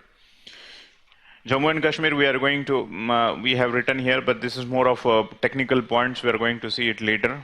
These 2 points in Kashmir and Delhi. Let's come to the now judiciary. Okay. Let's come to judiciary. We are going to do later on. Okay, those 2 points also.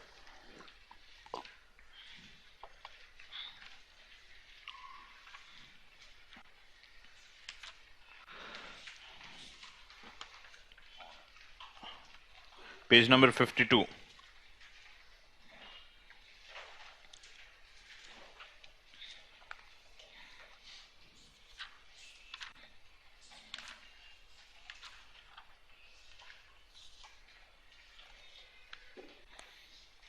First, we will see that broader aspect where all problems are there, and then we'll go one by one.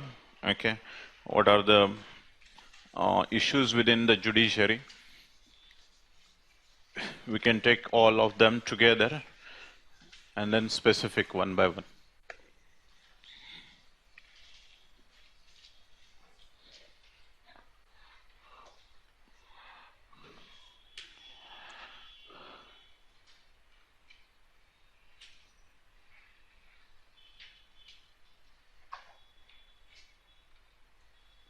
Yes, what are the issues? First, we'll jot down the issues and then we'll see how they are interrelated. Problems of Indian judiciary or issues within the judiciary. In fact, that's the first point. That is, what are the issues? So I'll broadly read because there is nothing to write it here. First is with regard to appointment. Obviously, that's the single most important issue. Just a second.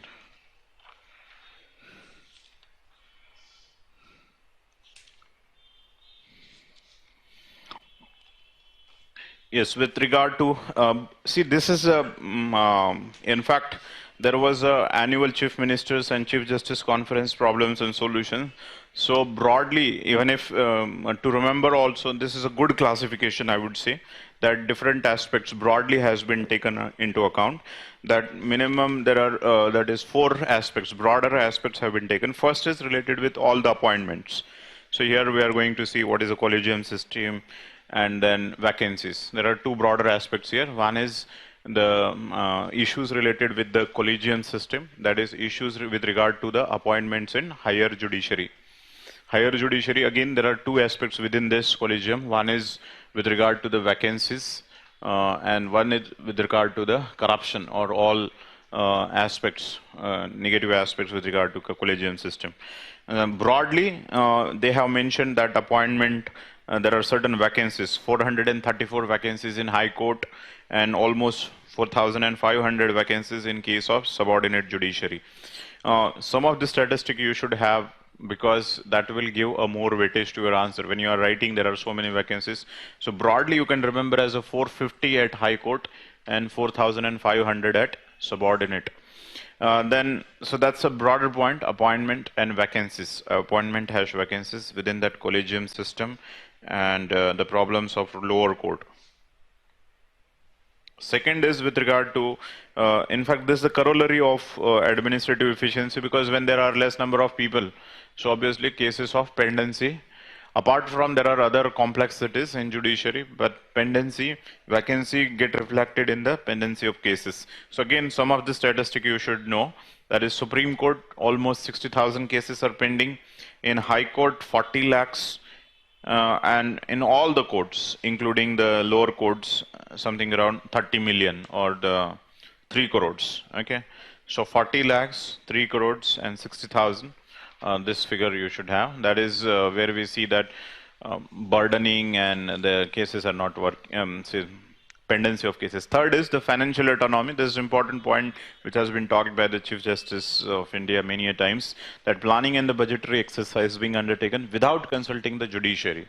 So that's a very important financial autonomy aspects. And then the transparency aspect in general about the public faith in judiciary. So these are the four broader points which are related to it. Apart from that, you can just write there are problems, in general problems of judiciary. See, the common man's point of view, how the common man said. First is it is very expensive, okay? Because we are going to see the solutions on all these parts. It's a very expensive for a common man's point of view. Second, there is a delay issue with regard to delay. Third is with regard to complexity involved. Expensive, delay, and the complexity. So these are the, in fact, why we are writing, because corresponding to it, we will see that how we should make it in affordable, how there can be a speedy process, and how we can reduce the complexities. So there are certain structural reforms also required, okay, in order to address this problem. Structural reforms within it. So in regard to that, there are certain points. So steps taken, all the steps taken here, they have mentioned just one or two. That is enactment of commercial code. We are going to see separately. What is this? Amendment to arbitration code. Just remember it, there are so many steps. Reforms needed. I'm not going to read here, just because that is what we are going to do in this session. We have to discuss broadly. Now let's come one by one. That is, first we'll come to the appointment issue, appointment of judges.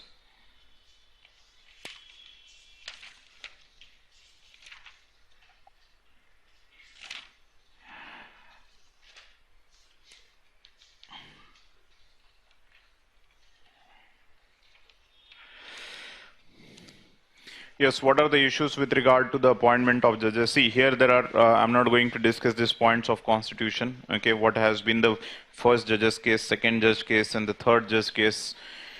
What is the existing system of appointment, particularly the higher judiciary we are talking about, that is the appointment in case of High Court and Supreme Court judges. So, yes, it is true, again, although the appointment is going to be by the President, but it is with the help of collegium system. Collegium system. Now, there has been a lot of discussion over the collegium system. Collegium system for High Court and Supreme Court. For Supreme Court, there are Chief Justice as well as Chief Justice of India and 4 senior most. And in case of High Court, CJI plus 2 senior most. In case of transfer, there are 4 plus 4 receiving, and okay, that's not important. Okay, let's not go into the technicalities for prelims part. Now the collegium system is there, where the Chief Justice as well as the senior judges, they are going to. So in fact, one of the criticism, broadly criticism, they say that judges appoint judges. Nowhere happens in India. Judges appoint judges, this kind of a system.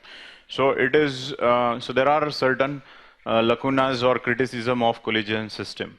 Yes, what are the problems of collegium system? Opacity, yes. Lack of transparency. That is the first, yes. Okay, fine. Or lack of transparency.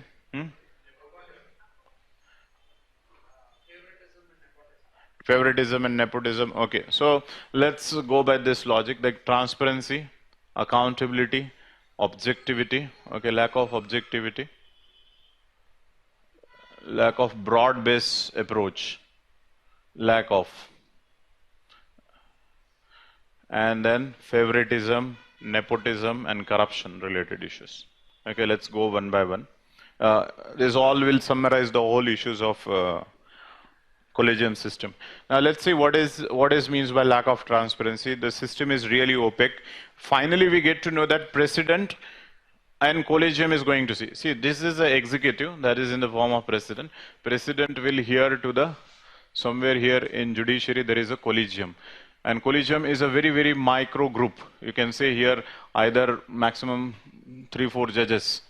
This collegium is going to give recommendations, and these recommendations are sort of binding with the third case. Now, this transparency, it means that, now let us first understand, because unless and until we understand the context, we will not able to understand the whole process, why there is a lot of debate with respect to collegium. Although these all things are not in public domain, but how basically the person here, an advocate, how he goes to the recommendation and he becomes the judge. Yes, how the nomination is being made. Who, see, whatever the list the collegium is sending, there has to be first nomination. How this nomination come? What is the all process? Is anybody in a short, any lawyer?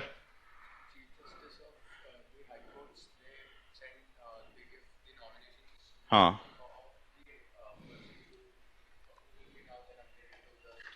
Who are these people who are being nominated? What is the process that is being adopted? How this nomination are being chosen? Yes, list of 50 will go here. Out of it, 10 will become judges. So, what is this 50? Where this come from? Huh? Bar association. कौन सा bar? Okay, ठीक है. Bar association. Yes, that's one of the suggestions that has been made by the that is memorandum of procedure. Okay, that we are going to see. Yes, there can be possibility bar association. Bar association के कितने member रहते हैं? 2-4 member रहते हैं. See, the thing is, say for example, 10 की list बनानी है. So they will say that किसका भतीजा है, किसके son, daughter, near and dear ones, juniors, this and that. 8 नाम ये लेते हैं, ठीक है? और फिर 2 कटजू वटजू का नाम डाल दो, ताकि लोगों को लगे कि हाँ ऐसे भी लोग अपॉइंट हो रहे हैं. Okay, so it's more of जो बार एसोसिएशन के मेंबर्स है, they are very very less in number. Okay, that is just to create a sort of an eye wash. Maximum this are is uncle judges जो बोलते हैं. Okay, these are the things. That's why the system is transparent. There is no RTI available here. Okay, no RTI available that how the list is being made. Most of the times, 99%, the list is son, daughter, relatives, friends, juniors, etc. So first generation, second generation, third generation lawyers. So this is all the system. That's why it becomes so and so opaque. So there have been data where the number of family members of the judges and their whole tree diagram, if you can understand. So 60-70% of the judges belong to some 10-50 families only. So these are the opacity which exists. This is still not under the RTI, the whole system, that how it is being made. So that's the point. That is, there is a lot of opacity with regard to which people are being chosen, and most of the times these are chosen on the basis of blood and this criteria. Second is with respect to accountability. There is no grievance redressal mechanism with respect to the objections that can be made with regard to the selection process. We are not talking about judiciary accountability. We are only in the collegium system. Okay, within the collegium system, if somebody, some ex-advocate or some person has a problem, that I have a problem with this guy because his record is not good and how he has been appointed, there is no merit, there is no grievance redressal available for whatever. So appointment is final and nobody can question it. Third is objectivity. Lack of objective criteria. Again, we see that they should be chosen on the basis of merit. Okay, but then we have seen that this favoritism, nepotism is all pervasive here, and the criteria, that is a merit, has not been taken a due consideration.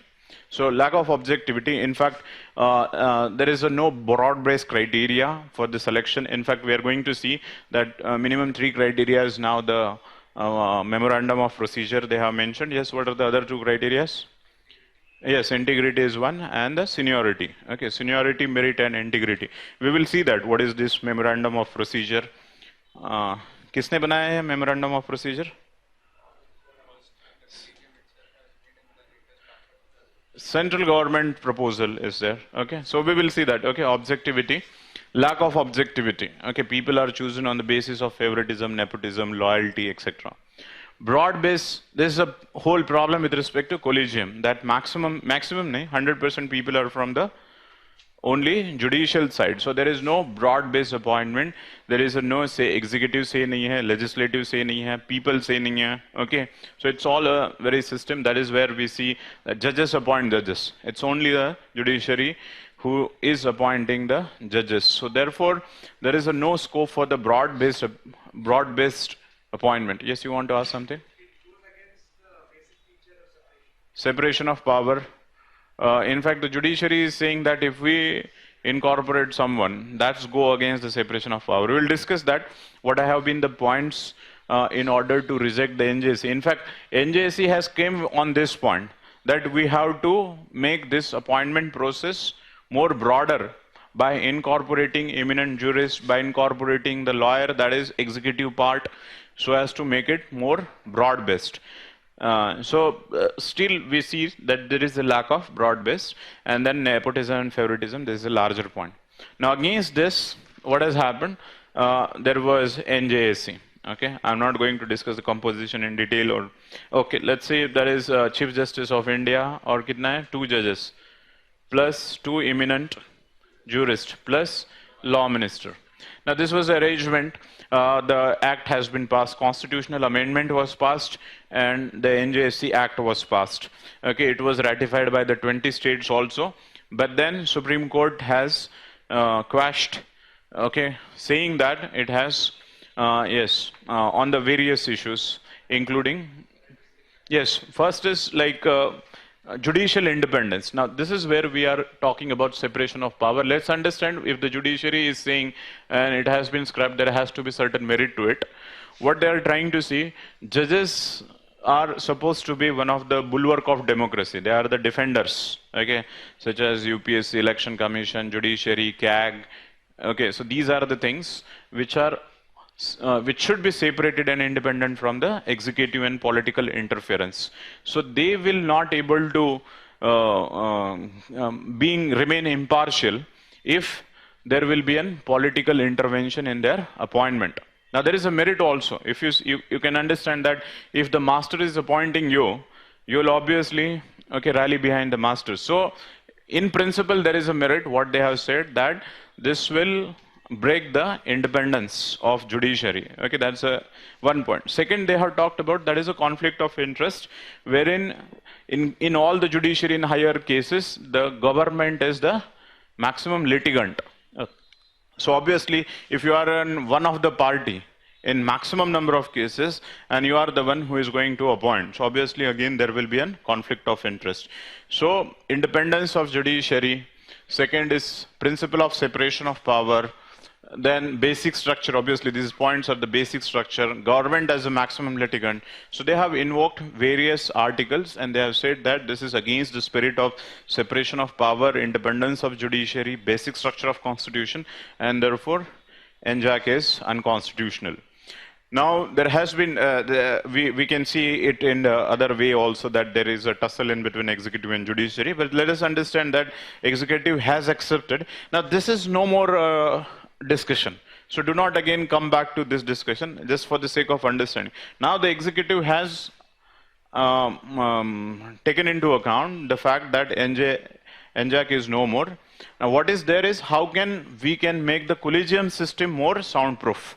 Okay, what are the reforms? So today's discussion, this was a last year and 2 years back discussion. This has already been over. Now there is a new discussion, that is how to make collegium system. What are the reforms that are required to make the collegium system more soundproof and to make it more robust? Now in this regard, we have to discuss the points.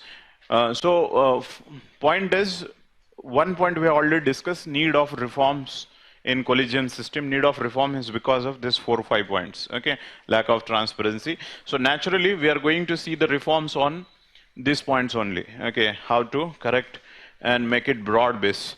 Now there are suggestions, although the Supreme Court is again going to take a decision in the month of November. I think the scheduled meeting is there. There is one PIL is also pending.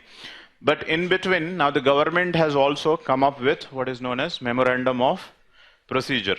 So memorandum of procedure is a sort of a draft to initiate the discussion on this particular aspect, that what is required to be done. That you can use this as a document, okay, in order to give more weightage to whatever the suggestions that you are going to make, that in the same way in the memorandum, this can be a separate question also, but many of the things are not in public domain. You can use these points as a, whatever the points you are going to justify, you are suggest, and you can say that in the same way, MOP also has said that. Second, like we will see that transparency hai to uska kya karna chahiye, what will be the points of accountability, what are the points of objectivity, and how the broad-based approach can be brought in, and any new thing. RTI Act,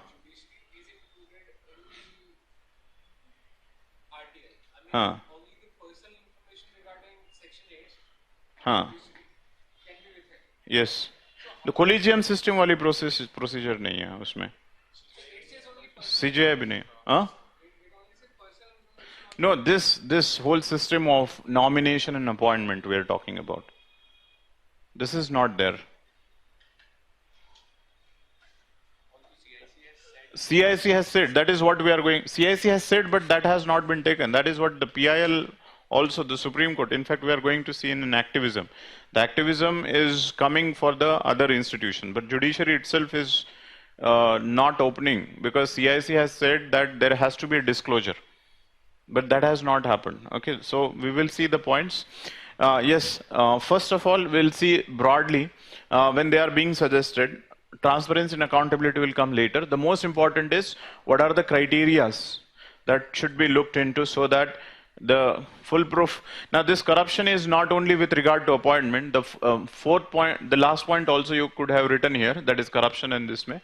Ki the kind of the people which have been recruited in the past, they are not foolproof. कितने लिखे थे यहाँ पे? 4 लिखे थे ना? Favoritism and corruption. उसके आगे और एक point लिखो.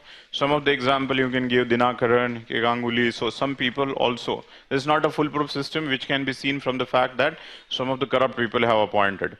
And the last one is the number of vacancies. The collegium system is responsible for large number of vacancies in the higher judiciary. That is 450 in High Court that we have seen.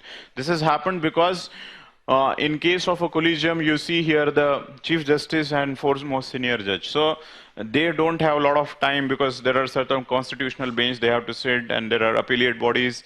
So इसमें और क्या होता है कि एक बार send कर दिया. There is a procedure here also. I have skipped that procedure because it was not, there is a lot of politics here. There's a law ministry and home ministry comes in here. Okay, there's a IB. So IB के साथ report जाता है, if IB will, national security issues hai, in order to check their records. But most of the times, again, they are politically manipulated. Ex-person, if they don't want to promote IB, will say that his track record is not good. And one of the most corrupt person who will be there, IB will say that because ultimately this is managed. So क्या होता है यहाँ से फिर से ये वापस आते हैं, कुछ name वो reject करके, और कुछ नेम जो है सजेस्ट करते हैं. सो फिर सेकेंड टाइम ये भेजता है. So this is taking a lot of time. Okay, again you are suggesting, again it is happening. In that vacancies are being created. They don't have the time, they don't sit regularly. So these are all the problems with regard to it. So first let's go step by step. What is the criteria? So criteria as suggested by MOP, there are 3 criteria. Obviously the seniority will be the criteria for the high courts.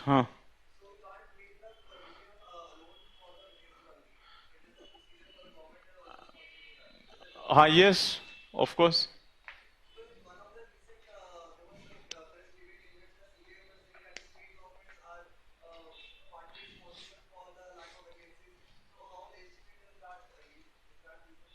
Yes, we will discuss what are the, that is what we are going to discuss. Drafted government, union government.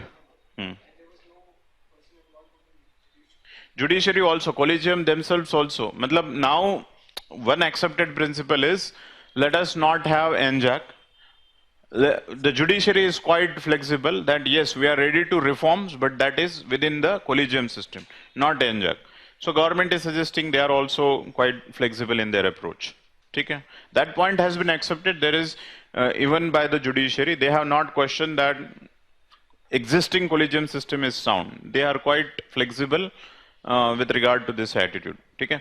Now, criteria is a seniority as a criteria. In fact, they have said that in case of a high courts, when they are being promoted to the Supreme Court, seniority should be the criteria. And if the senior person is not given this elevation, then there has to be a noting down why this senior high court person has been rejected. Most of the times it has happened in all these different high courts. Already the seniority is there, their name is given, but they are not the sons and daughters and near and dear ones. Obviously, some of the other factors they have been ignored, and those who are the sons and daughters, they will be elevated. So they are saying that seniority should be the criteria, and if they are not been given, there has to be a noting down of the factors why they have not been given. Have you understood this?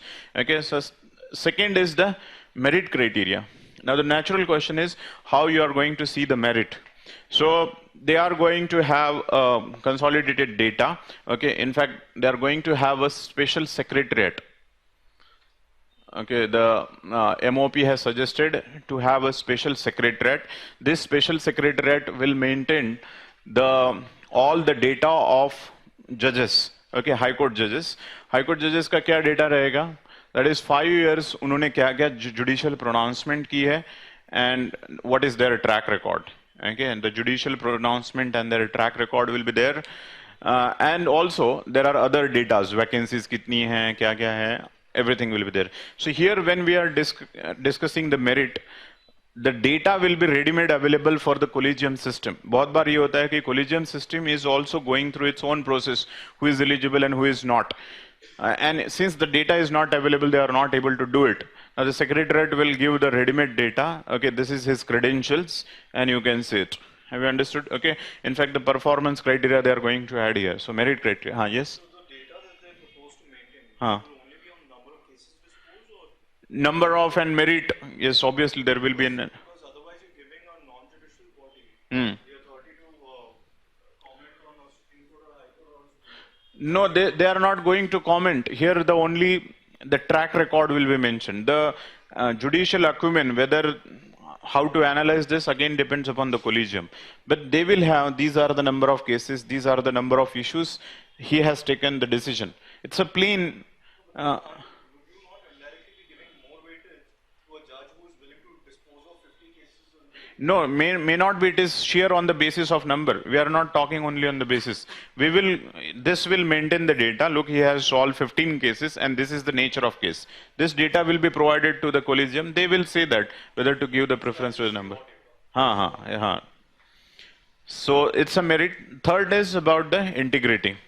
In fact, they have said that MOP has said that if the IB is saying no to it, or NI is saying no to it, so there cannot be a second suggestion. So his name has to be dropped compulsorily.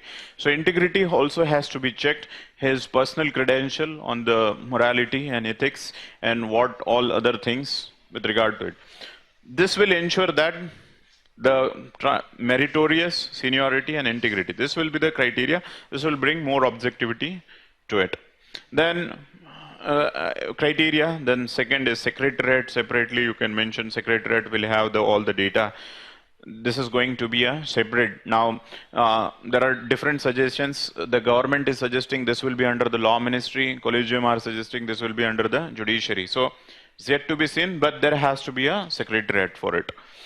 Then there are suggestions with regard to, see, there are other suggestions also, although they are not that important. Ki jaise Chief Justice of India hai, if Chief Justice of India is going to get replaced, so his suggestions with regard to the upcoming Chief Justice. Now upcoming Chief Justice, generally we say that he is the senior most, but they are going to take the suggestion of the outgoing Chief Justice, whether he is a man of integrity or anything much required to be done about it. So these are the points they have mentioned. I think page number kaun sa hai wo? Is 54. That is independence of judiciary. Yes, there are certain RTI, open to RTI. That is about the accountability, verifiable method, transparent positions, permanent secretariat, data bank. There is one. Okay, that has been deleted. MOP separate नहीं दिया है क्या?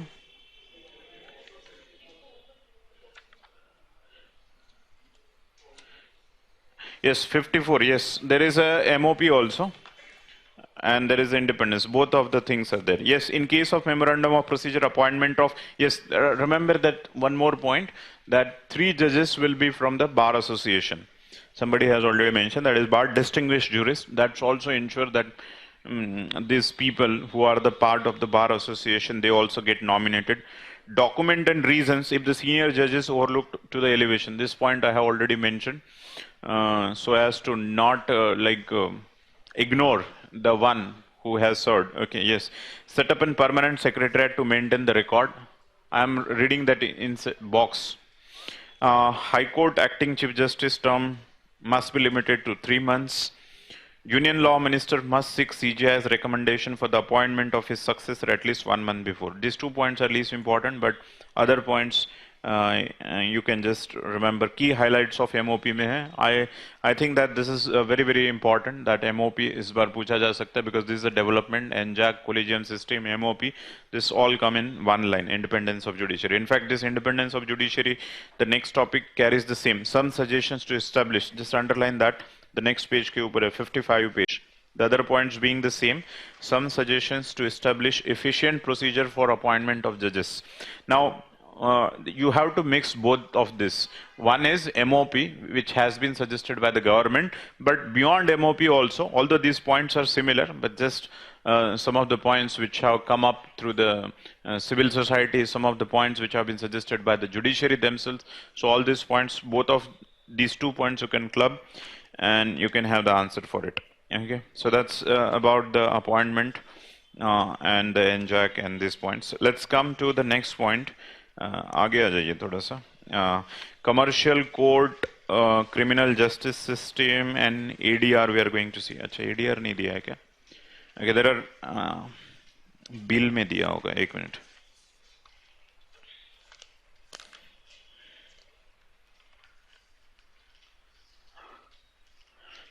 Yes, on the page number 81, okay, in index also you can see.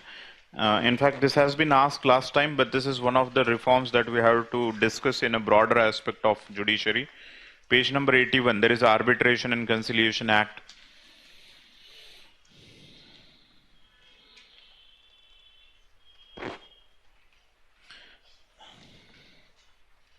So we are going to see this and commercial court first. Okay.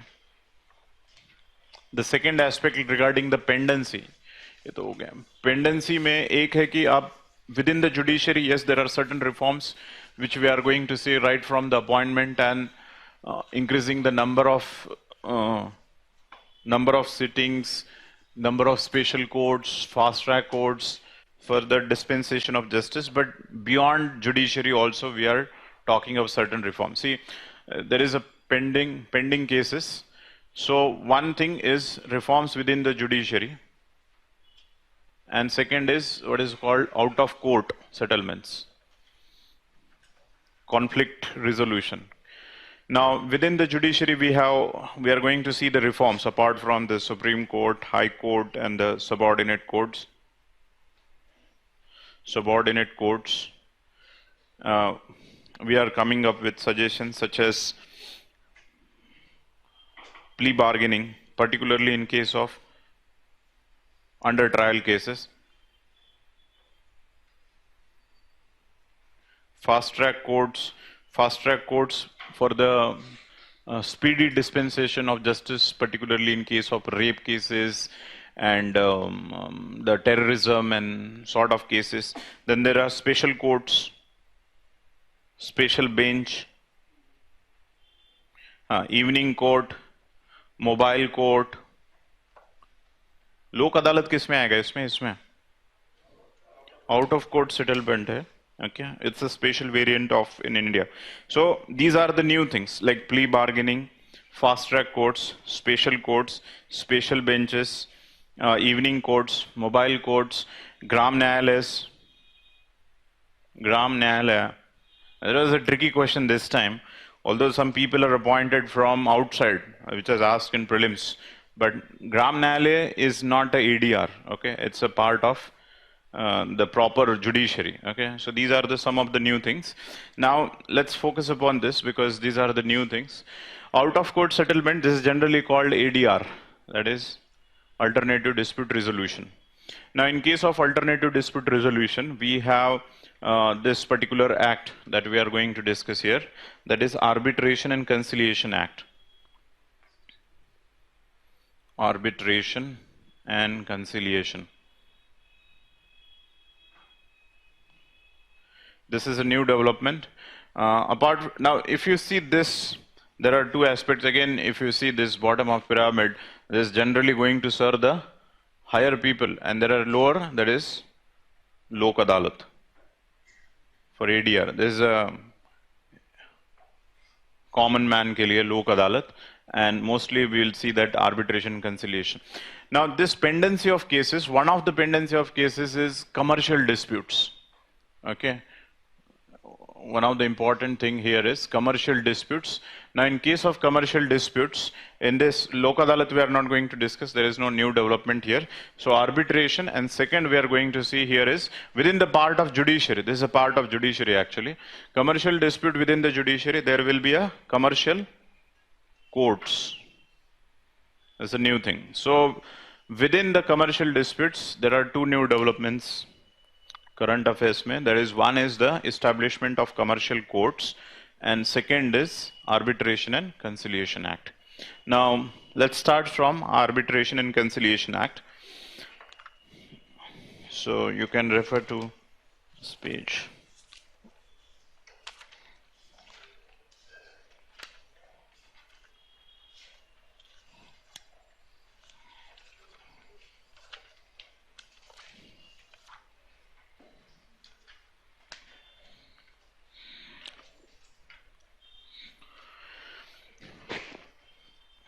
Now, let me speak something like general points about ADR, that is, or arbitration and conciliation. So in case of arbitration and conciliation, first is this is a out of court settlement. Now, out of court settlement, it does not mean that the parties, two parties directly go to the arbitrate. It happens that they go to the court only. Now, there are certain minimum principle. There are three principles. One is that is mutual acceptance. Mutual acceptance to go for the arbiter or arbitrary type of settlement. So both parties should agree. If one party is saying no, then you may not go. So both the parties show mutual acceptance to go for the settlement through the arbitration. Second is mutual acceptance that it will be a final settlement or it will be a binding. It will be a binding on both the parties. And third, that is loser pay principle. Third is loser pay principle. Civil and commercial matters are generally looked into it. So people are going out of the court, their decision is going to be a binding, and yes, loser pay principle is there. Now, in case of India, if you see that most of the times we have seen that the commercial disputes, they are resolved through the arbitration. This is a new thing in case of judiciary, where we see that since the judiciary, there is a lot of delay. So the commercial contractors or the commercial MNCs are not ready to go through the normal mechanism. They have a lot of money, so they want to utilize the shortcut process through which they can resolve the disputes, commercial disputes. Now think of like two parties are going to the court, and the court will ask both the parties, "Are you ready?" Both of them will say that yes, we are ready. Now the court will decide, okay, this is your arbiter. In case of arbitration, there are also the judges only, okay, retired judges, so on and so forth. So they have all the judicial background, and the procedure followed are little flexible, but still the dispensation of justice will be based upon the rule of law. Now, once it is going for the arbitration, why this act has come into being is because there are problems with respect to Indian arbitration. Okay, you have to understand what are the problems of arbitration in India, and this Arbitration and Conciliation Act is going to strengthen, okay, those aspects. So, right, what are the problems of arbitration in general? Okay, Problems of arbitration, the same problem of judiciary, it's a very time delaying process. Okay, although this is for the shortcut, but it's a very slow. Second is expensive, a very expensive. Again, arbiter उसमें क्या रहता है, थोड़ा politics भी रहता है. Slow process और expensive, they are intrinsic related because he will go for the maximum number of sitting. एक सीटिंग का 5 लाख रुपए है तो वो भी डिले करता है. Okay, 5 lakh, 5 lakh, 5 lakh, 5 lakh. So that's corresponding to that. And third is ineffective. Ineffective is a point where we have already seen that both parties should consider it binding. But the one who is a loser, again, what he is doing is he is going for the appeal to the court, or he is again not putting in attention. Most of the times this delay, the moment he will understand that I'm going to lose this case, he is not turning up. Okay, summon कितना भी भेजा जा रहा है वो, फिर arbitration postpone हो जा रहा है. So these were certain problems. Now, fourth problem you have to understand why we have to make this arbitration stronger. Apart from it is a delay, expensive, and ineffective. Since it is ineffective, it means that the commercial disputes are not getting resolved timely. It also means that the foreign investment is not coming because there is no ease of doing business. Because in India, the commercial contracts are not, there is no culture of upholding the commercial contract. So there are lot many commercial disputes in India. मतलब चलता है attitude types वाला, commercial contracts are not observed. There are lot many litigations. So it is also giving a signal to international community that there are lot many disputes don't get resolved, and therefore the economic development, financial incentives, and all the aspects which come along with it. Okay, in fact, India, the ease of doing business, ये सब चीजें उसके साथ attach होती है. So Law Commission has suggested that there has to be a resolution of problems with regard to slow को fast कर दो, timely कर दो, expensive को थोड़ा सा affordable कर दो, ineffective को there has to be effectivity. So against this, we have brought this Arbitration and Conciliation Act Bill 2015. Although Act was 1947. So let's see to what extent this has able to resolve the problem. So जो problem है उसी के ऊपर अगर आप याद रखोगे तो बहुत easy हो जाएगा. Slow है, slow को fast बनाना है. So they have come up with the time. This act, first important is time interval. Time interval is going to be at 12 months. Okay, normal it is, if you are taking the case to the arbitration, 12 months is the time you can resolve the case. Now, you can resolve the case within 6 months, provided the parties are going to give more money. Okay, within the 6 months, if the arbiter is ready to solve the case, some incentive will be given to the arbiter. You can extend the case maximum 6 months. Okay, that is 18 months, but then there will be a cost cutting because it is to the disadvantage of the parties. So 5% of reduction. So are you understanding? So this is a normally you should resolve the case within, that is the first point is getting resolved that we see here 18 months, that is +6 and -6, that is 6 months. So normal time is mentioned, that is 12 months. So delay process will not be there. There will be a stipulated time within which it can be within 6 months if the party is in a hurry, but they have to pay more money. And if it is getting extended, then obviously arbiter should decrease its cost by 5%. Technicality is not important, but the whole point is timely disposal of cases will be there. That is a statutory mandate. Second is with regard to expensive that we have discussed. So in case of expensive, the Act mentioned there has to be a cap on the upper limit, what the arbiter can charge. So there has to be an upper cap. उसमें दिया हुआ है, point number नहीं है. Amendment puts a cap on the free fee of arbiter. So it is making it affordable or at least not an exploitative sort of thing. Third, yes, we have seen that it is ineffective. Okay, it is ineffective. Now, why it is ineffective? There are 2-3 things here. Because it is getting challenged. Okay, and it is getting challenged. There is a one term called as public policy of India. So because this become a very, very vague word. It used to be a very vague word. What is the public policy of India? And on this basis, it could have been challenged. So the government of India has narrowed down, this particular act has narrowed down the definition, what is a public policy of India. So वहाँ पे लिखा हुआ है, देखो, mere filing an application for challenging the award would not automatically stay. Next, regarding the grounds of challenge, Have you found this line? Regarding the grounds of challenge of arbitrarily award, the amendment has restricted scope of the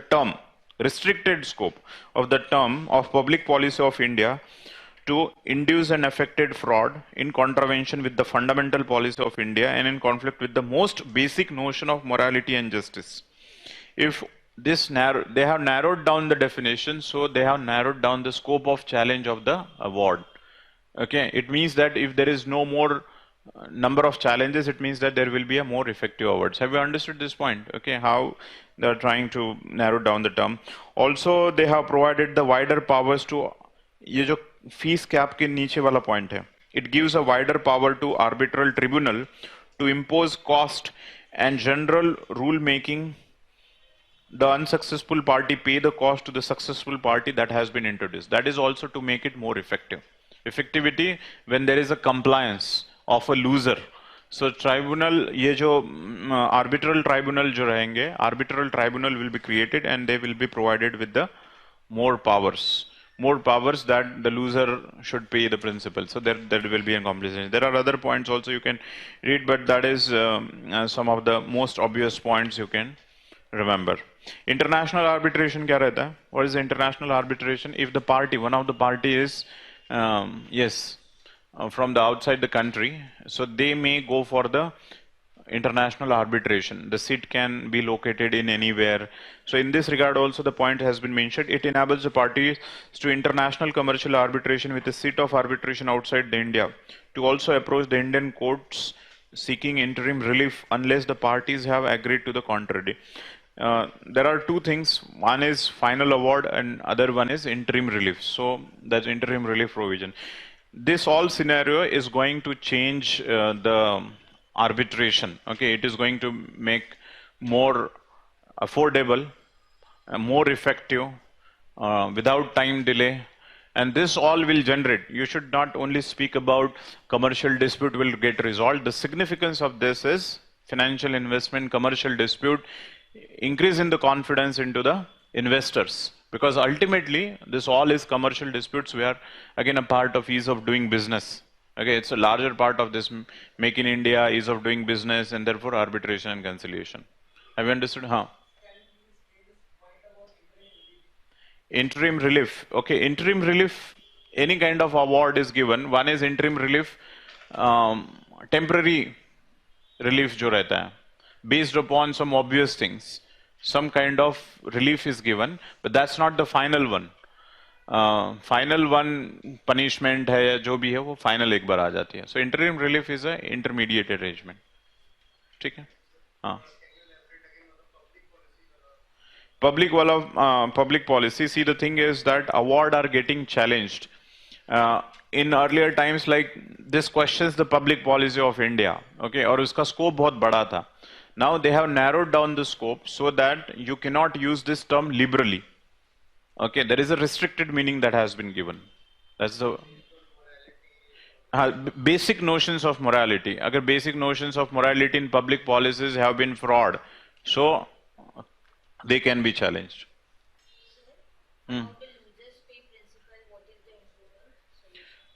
improvement ये है कि जो arbitral tribunals हैं उनकी power बढ़ा दी गई है. Okay, the more power has been given so as to ensure more compliance from the losers. That's the point. Appointed. These are the retired judges. Okay, generally they are the retired judges. These are appointed by the courts only. Okay, जिसके पास case रहेगी, they appoint. Okay, they are the retired judges from the. Yes, they can handle the multiple cases. Yes, there can be a delay, but mostly there is a consolidated list of arbitrators. Okay, उस consolidated list में से उनको दिया जाता है. It's one of the point which has been mentioned here is conflict of interest वाला एक point mention है. देखो last में the person has to be appointed and must disclose his relationship with the interest of any kind which is likely to give the rise to justifiable doubts. इसमें क्या होता है कि बहुत बार पहले ऐसे होता था कि there are two parties, so one party और उनका जो arbiter था, okay, the court or the judge will say that okay, this is your arbiter, Now they are one party, and that particular arbiter is a hand in glove, and therefore case used to be settled in their favor. Now he has to like whatever the conflict of interest, he should declare the conflict of interest. वैसे पहले दोनों को पूछा जाता है. Both the parties are asked not only about arbitration but also about the person. हाँ, are you happy with this? Okay, आप बताइए. हाँ, आप बताइए. Okay, दोनों को है तो जाओ. ऐसा. No, that's the thing. Yes, so that is it. Let's in this parallel only same thing. We have the proper code, that is a commercial code. So let's come to the commercial codes. Same hai, that is disputes and this thing. But this is out of court and this is within the court. Commercial codes दिया है कहाँ पे? 59 नहीं मेरे पास.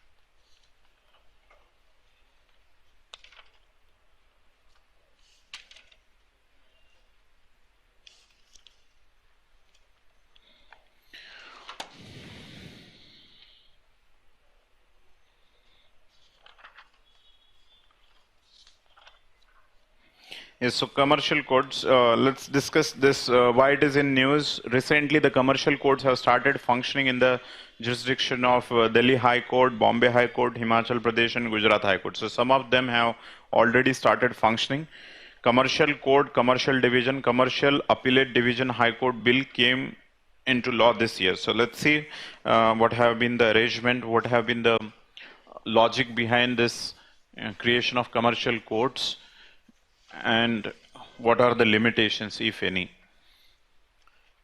So first of all, again, the commercial court, as the name itself is suggestive, that is, it's related for the commercial disputes. Now, commercial disputes, you have two arrangements. One is the arbitration and conciliation, and another one is the commercial dispute. Now, here there is at a district level, at high court level, district level, and at high court level, a special codes have been established for this particular matter. They are called as commercial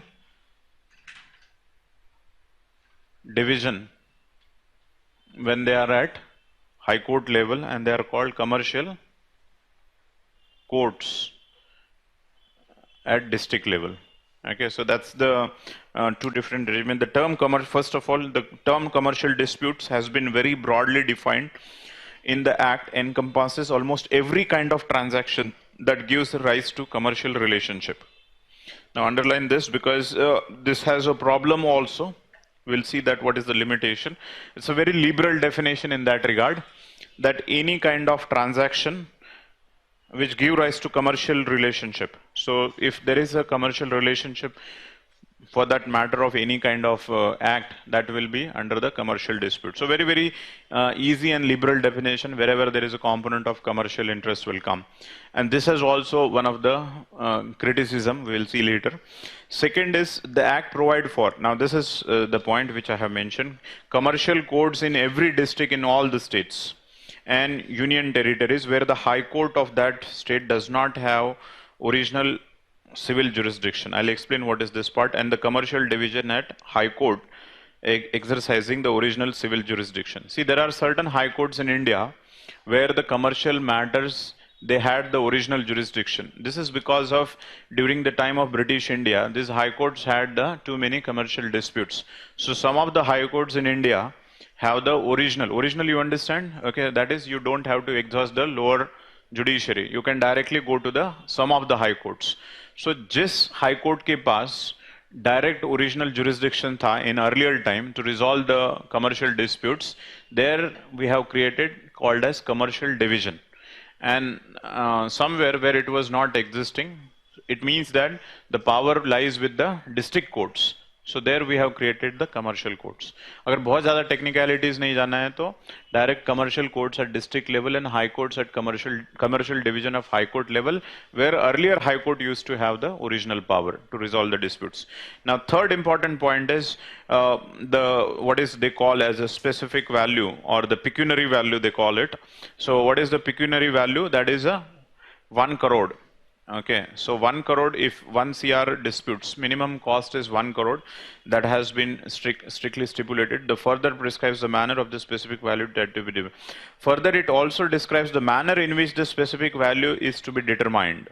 This is important because how to calculate this commercial value, that is also disputed. This is also one of the criticism, or we can say that the challenge, particularly when the cases of intellectual property rights are there. So there are problems with respect to calculation of whether the disputes really has a 1 crore valuation or not. These are some of the problems. So three things we have seen. What is the term commercial dispute, constitution of commercial courts, two-tier system, and third is what is the specific value. Then all the suits and the application relating to commercial dispute and specific pending before any civilian court are required to be transferred. So what is this?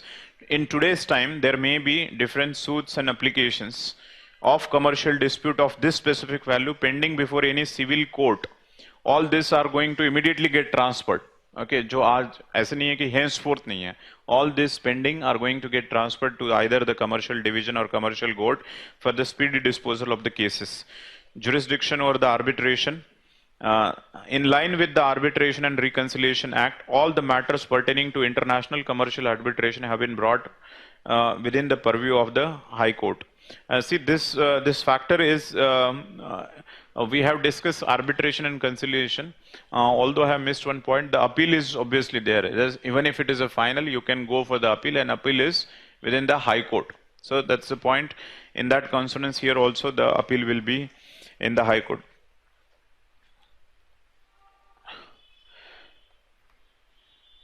Rest of the problems you can just read it out because there is nothing specific. The only thing is they have mentioned is that appeal will be within the High Court, fourth point. Now come to the next point. The Act has also introduced timeline. Now this is important, the strict timeline. So it means that special courts have been also created, and there is a strict timeline also. Strict timeline to ensure the prompt resolution of disputes, including but not limited to the appeals of, must be within the 60 days from the impinged judgment, and the commercial appellate division must endeavor to dispose the cases within the period of 6 months. So appeal should be filed within 60 days, and 6 months is the period of time. Outer limit and baki ke bhi limits dekh lo, because you can read it. Now come to the issues. So first point is, we have taken commercial as a special cases, and we have made a separate code. जैसे green tribunal के लिए national green tribunal है. Okay, fast track courts are there for the terrorist related and the rape related cases. Special benches I have mentioned, minority bench रहता है, women bench आएगा अभी, environmental bench. So there are different benches. So in this regard, commercial disputes have been given a priority for two reasons. One, about ease of doing business I have mentioned. Because there is economics involved also, and there is a image of country with regard to investment involved. Apart from that, maximum number of cases in the high courts are related with the commercial disputes. So both speedy disposal as well as there are certain tangible and intangible benefits to it. So establishment, specific value, definition, and high court, these are things. Now question may separately come, or you can just remember this. They can ask you what are the commercial disputes resolved, ADR, and these are the two points. Now vagueness, the definition of commercial, first criticism is, or challenge is vagueness. The definition of commercial dispute is very vague and wide. I have mentioned, they have just mentioned that anywhere where the transaction is commercial is a commercial dispute. This list is not exhaustive. उन्होंने वो नहीं mention किया है कि these are only commercial disputes, and hence it can give rise to number of litigation. So any variant which will come under that value will be a part of it. It is extremely difficult to ascertain the value of intellectual property right, and this can give rise to the number of litigation. So not only the definition is vague or very liberal, but also this problem of intellectual property right that may come. Second is important one, exclusion. Something which is very important which has not been included. Okay, although there is the breach of confidentiality. dispute has not been included in the definition of commercial dispute, which is really common in the era of competition, particularly this copyright era. Okay, so breach of confidentiality is a very, very important consideration, and this breach of confidentiality has not been part of it. So there is a over inclusion of confidentiality. Say for example, you have signed one particular contract, okay, under which there is a issue with regard to secrecy. You have divulged some this confidentiality clause, breach some confidentiality. This may give rise to disputes, which is not included in it. Okay. Intellectual property right में क्या है कि evaluation how much you are going to earn in future, what is the benefit going to accrue to you, this is only a subjective, okay, subjective or maybe based upon certain current market thing, but still there can be a dispute because that is not proven thing. On the basis of intellectual property right, valuation of money is difficult. So whether it falls under the 1 crore or not, say for example you have come up with some musical cassette, and then something has happened, dispute, and then you claim, no, I would have got 1 crore and therefore it is a commercial dispute.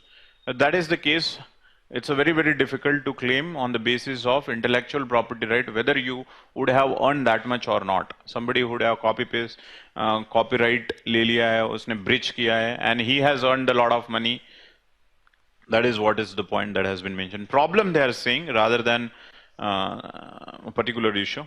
So these two important things. Then qualification, that's not an important point, you can do it. The next is the same pecuniary value limit for all high court does not account to variable factors into the different disputes. So one size fit all wala cheez hai yahan pe. Valuation limit for all high courts have been kept same. So there are certain technicalities here that with regard to you should have considered the different disputes depending upon different consideration. मतलब हर एक all high courts की जो peculiar value है same रखी गई है. Conflict with regular courts, keeping in mind the act's objective of reducing pregnancy, one must recognize need for appointment of more judges. Yes, so you cannot just see that you create the post or the courts and then there are no judges. So that's the thing. Overlapping jurisdiction in the commercial division proposed in the 5 high courts of existing original jurisdiction. Transfer of pending cases of civilian courts may lead to the practical and logistic difficulties. जो अभी लिखा हुआ था कि currently जो pending cases है, all those cases has to be transferred. The Act does not provide for the statutory right to appeal to the Supreme Court from the order of Commercial Appellate Division. Okay, this third word I have not mentioned.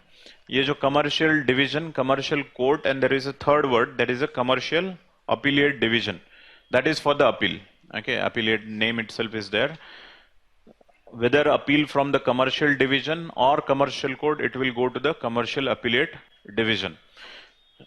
इसके beyond Supreme Court में है या नहीं है, explicitly Act में mention नहीं किया हुआ है. Okay. The Act has not explicitly mentioned. So they are talking about whether it is a statutory right to appeal, that has not been cleared. Again, there are other infrastructural issues like Act does not provide any technological advancement methods. For example, e-filing, video conferencing of witness, use of latest technology, etc. ये तो ऐसे ही है, जो points नहीं आते हैं तो ऐसे points लिखे जाते हैं. ठीक है, when you don't know anything about the Act, you can't analyze, so you will talk about this peripheral problems. So last 2 points are more about the general points of courts that has not been mentioned and etc. So have you understood this commercial disputes? So 2 advancement in this regard, commercial courts and this. Now next come to the next point only, usi ke niche. National Court of Appeal, what is this? Next is National Court of Appeal. Now this National Court of Appeal has been the old idea also, but this idea of NCA has mooted several times in the past, but Supreme Court has rejected its feasibility. Why it is in the news recently? Because one of the PIL that has been filed, and Supreme Court has shown its openness to the idea for the first time. Now let's understand what is this National Court of Appeal. Now currently the Court of Appeal is a Supreme Court. Okay, and the seat of Supreme Court is New Delhi. Now there have been many problems with regard to this Court of Appeal, and there is a thinking that there has to be a decentralization of appellate court, okay, that the regional centers like Chennai, okay, and Kolkata and Mumbai and these high courts should be provided with the highest court of appeal or the national court of appeal. Now, this is an idea. It means that New Delhi alone will not be the seat of final court of appeal, but it has to be more decentralized one और regional basis के ऊपर चार center create किए जा सकते हैं. Now, first of all, why we need to think about this idea that we will see, then we'll see that benefits and what are the limitations. Why we have to see about it, because again, person from the nook and corner of the country has to come to Delhi, making it more expensive. So the justice is not accessible for him. The highest court of justice or the highest court of appeal is not easily accessible for the common man because he has to come to Delhi. Now, this is not just a philosophical or subjective point. The statistics has proven that most of the litigation in Supreme Court are in and around the NCR region. So maximum number of cases that have been filed appeal, okay, they are coming from this NCR and this maximum, that is Punjab, Haryana and Uttar Pradesh, this region, and there are less number of cases from the periphery. So this also means that the people think this factor, that distance factor, accessibility factor, in order to take the cases, it means that you are denying the particular opportunity. So that's the first thing. That's why this idea was mooted. Now, what are the advantages, other advantages, like apart from this, other advantages, they see that if you see the Supreme Court in general, they are overburdened, okay? They are overburdened, and primarily Supreme Court is known as which court in India? Is it an appellate court or it is a constitutional court? Constitutional court, are you sure? Popularly known as, what are the maximum number of cases? Appellate court. In India, seriously, no constitutional bench really discuss about the constitutional. It's more about the appellate cases coming from. Ideally, if you see the federal structures in other countries, okay, appellate should be there, there is no point. But the point is, there has to be a larger mandate that constitutional issues that is coming in federal polity, okay, most number of cases should be dealt by the Supreme Court. So there is one statistics mentioned here that in 1950s, 15% of total number of cases were constitutional related issues, which has got reduced into 0.1%, 0.12%. So you can imagine there is this complete reduction in the constitutional cases. It means that there is a more number of appellate cases. It also means that you are not putting attention to the constitutional issues. One of the issues that we can see, although there is a like LGBT right now, through the curative petition, it has gone to the constitutional bench. Now, after this review petition was filed, then curative petition, now the collectivity has gone. But earlier, when the Delhi High Court judgment was challenged, yes, the NAS Foundation has put up this case, and this case was settled by two judge bench. Now it has been understood, no, now it involves the larger question of constitution and the law, that Article 14 and Article 15 and etc., equality and this thing. This could have thought then also, but because it becomes a more of a appellate and less of a constitutional bench, so most of the time the energy is getting, I would not say west, but there is a less focus on the constitutional. So this centralization to appellate regional basis के ऊपर हो जाएगा and more constitutional questions will be discussed. So यहाँ पे कुछ एक questions दिए हुए हैं. Article 143 that constitutional 66 IT Act also been discussed by the two judges. So in this regard, there are issues with regard to accessibility of these cases. Third is, in fact, first point was overburden, second point is focus on constitutional matters, and third point is accessibility. So तीन point तो minimum bullet points याद करो रखो. That is overburdening of Supreme Court. So थोड़ा सा relax हो जाएगा because regional appellate court will be formed. Second is constitutional matter के ऊपर ज़्यादा focus दिया जाएगा, और third is from the common man point of view, that is accessibility. There are certain limitations. There are certain limitations. Fundamentally, it requires amending Article 130. Article 130 is related with seat of Supreme Court. Okay, seat of Supreme Court. So a seat of Supreme Court can be different. So that is one thing. Second is, NCA is silent on the issue of indiscriminate use of SLPs, special leave petitions. In fact, why they have brought this problem of special leave petition, they're saying the problem with the Supreme Court is that what we are calling it overburden, more number of appeals. These number of appeals are through the special leave petitions. So this has become in fact, special leave petition, Constitution mentioned, this is a very, very broad power and it should be used sparingly. Okay, it should not be used as a normal power. Okay, rare of rarest cases mein special leave petition should be used, but these days special leave petition has become a norm in judiciary.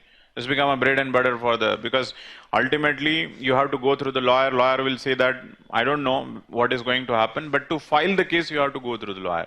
So you have to pay some money to the Supreme Court lawyer, and he will create a sort of a hope कि जो भी आपका मतलब injustice है शायद Supreme Court में resolve हो जाएगा. So special leave petition is not a right. Ultimately, court will say that no, you are not qualified to appeal to this case. Okay, special leave petition is not a right of a victim or a person petitioner that my case has to be resolved by Supreme Court. And in most of the cases, 90% of the cases, Supreme Court reject, your case is not fit. But to file the case, the lawyers are promoting. Chance to leke dekhte hain. Are you understanding? So that's why more number of appeals, and therefore we see that NCA is silent on the issue of indiscriminate use of special leave petition. Special leave petition obviously have no role to play in setting up the question of the law with a broader purpose, but that is why I said, okay, it has nothing to do, but the power has been used too frequently. Yes? What?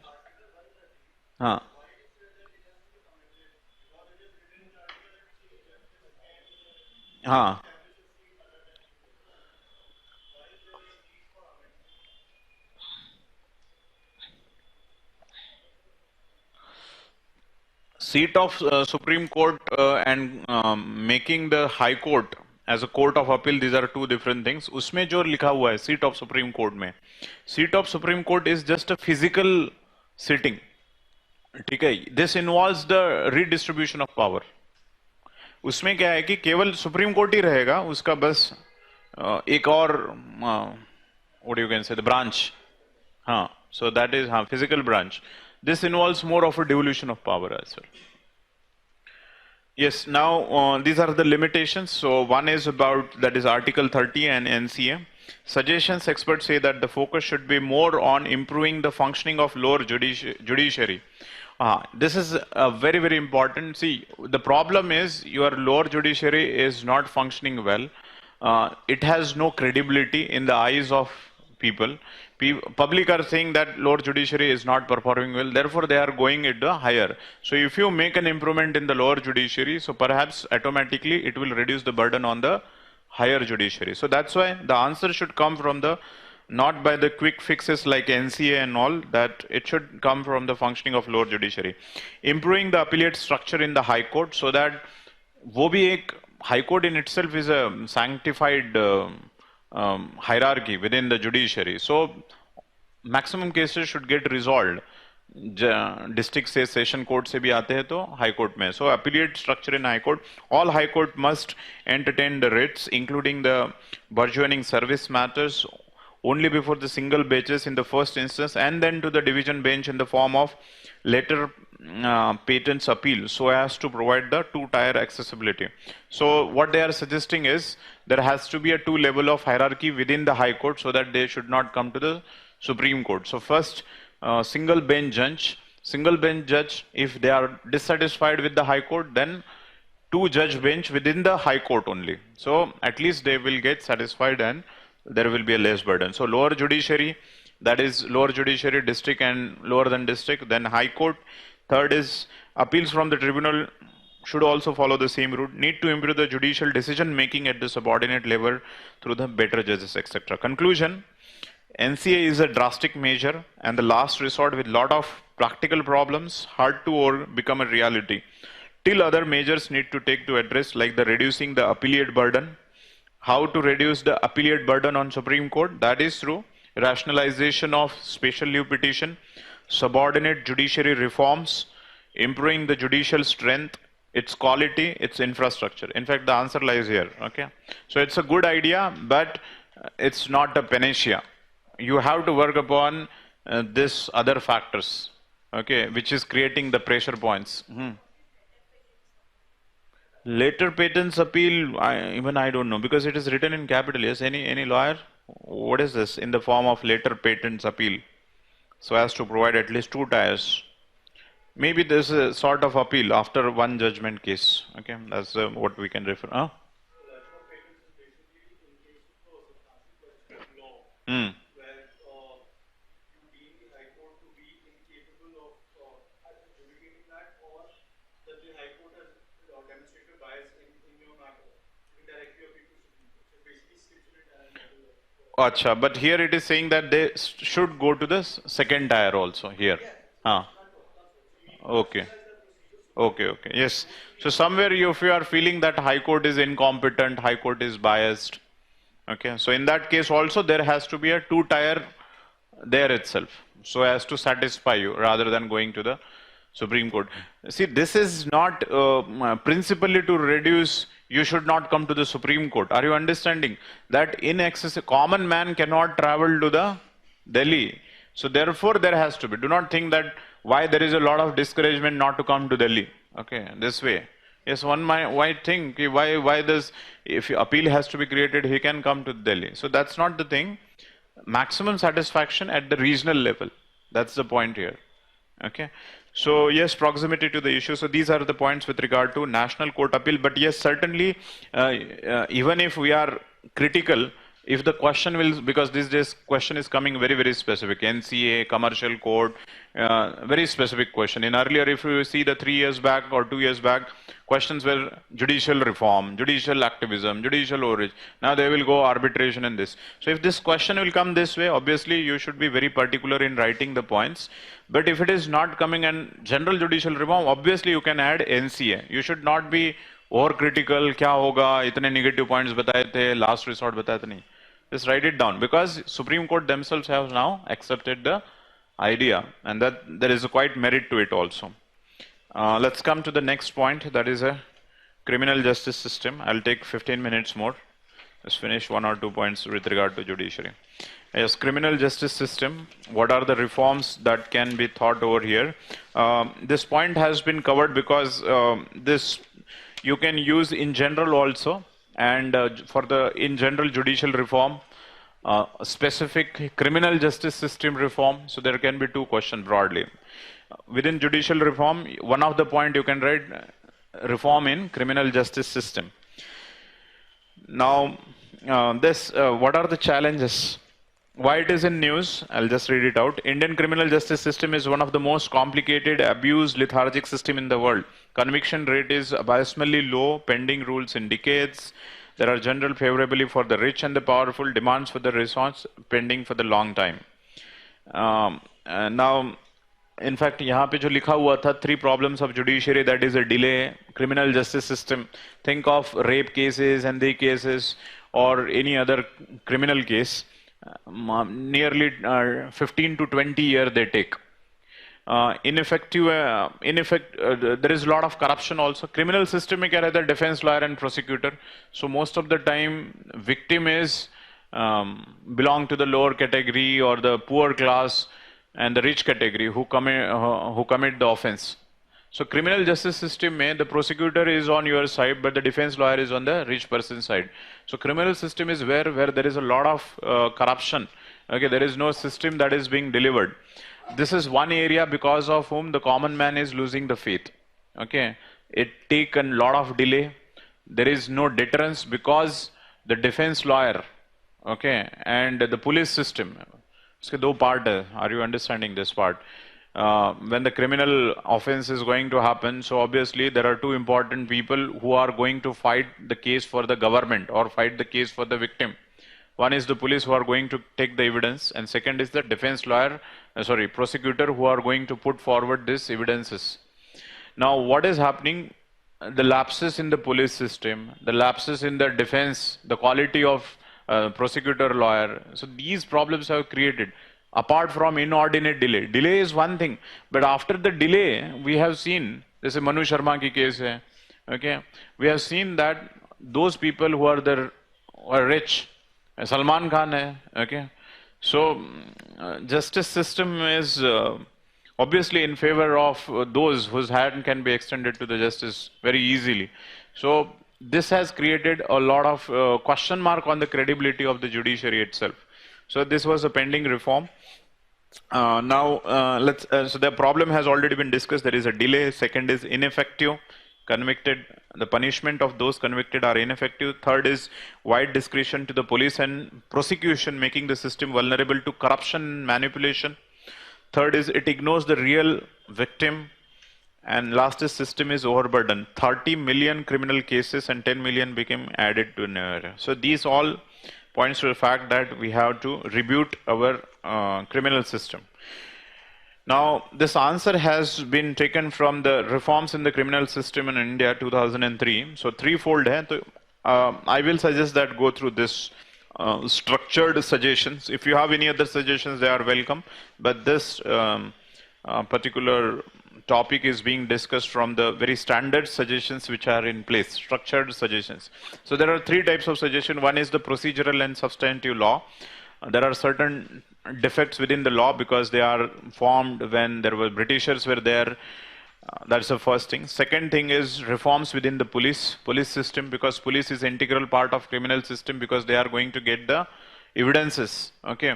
And third is the victim, because ultimately from the victim points of view, criminal justice system is not up to the mark. So let's first discuss, there is a point from the procedural and substantive law. Today we have the CRPC and IPC. Now most of the criminal cases, there are certain petty cases also. In India, there is something aspect of retributive system. There is no reformative system. Even if there is a small accident is happen, so there will be a panchanama, there will be a police, there will be a lot of people, lot of hue and cry will go, the case will extend. Okay, थोड़ा सा कहीं पे छोटा किसी को लगा हुआ है, फिर भी it will extend till a long period of time. So we want to rationalize all these processes. Therefore, they are saying that all this penal code can be divided into 4 different codes, depending upon the proportionate notion of justice. So there is one is a social code, second is correction code, third is economic code, and fourth is Indian penal code. So let me explain what is this social code. This matter is of civil nature and that can be settled without the police intervention and the prison terms through the administrative processes. So this is if there are petty crimes, okay, petty crimes need not be go through the treacherous process, making it inordinate delay, providing the this police are already overburdened, so petty cases are making them overburdening of the cases. So jo bhi cases hai, so you have to classify your crime in 4 different codes. So if your crime is classified as within the social code, so it means that no political intervention in prison, you can through the administrative process you can solve. Second code is correction code. Correction code में क्या है कि offense is punishable up to the 3 years वाले cases है यहाँ पे. It means that there are still less cases which are generally called heinous cases नहीं है, criminal cases, where the plea bargaining can be liberally invoked. I have explained this plea bargaining. Yes, what is plea bargaining? I'll just explain in one line. Plea bargaining, see, if there is a criminal, is not we should not call as a criminal, accused, okay, and he is put to the trial. A trial is going on. Trial is going on. So in case of a plea bargaining, you accept the crime before even completion of trial, and you get a lesser punishment. So acceptance of the crime, that you are guilty of a crime, in an anticipation to get lesser punishment, because you are accepted. So what you are helping the court to bypass the treacherous process. So case will be disposed early. That is, you are making benefits to the court. In return, you are getting lesser punishment. Like 5 years का jail रहेगा तो आपको 3 साल की jail मिल जाएगी. So win-win situation. That is, you will get lesser punishment, court का time भी बच जाएगा. That is called plea bargaining. Plea bargaining can be tried where your offense is less than 3 years. If it is for the heinous crime, what will happen? Obviously, it will there will be no deterrence. Rape कर लो और फिर बता दो कि मैंने ही rape किया है करके 2 साल की सजा दे दो. So it will not create a deterrence. Obviously, it is for this correction code if your particular thing is within the 3 years. This question can be asked separately also, plea bargaining and this.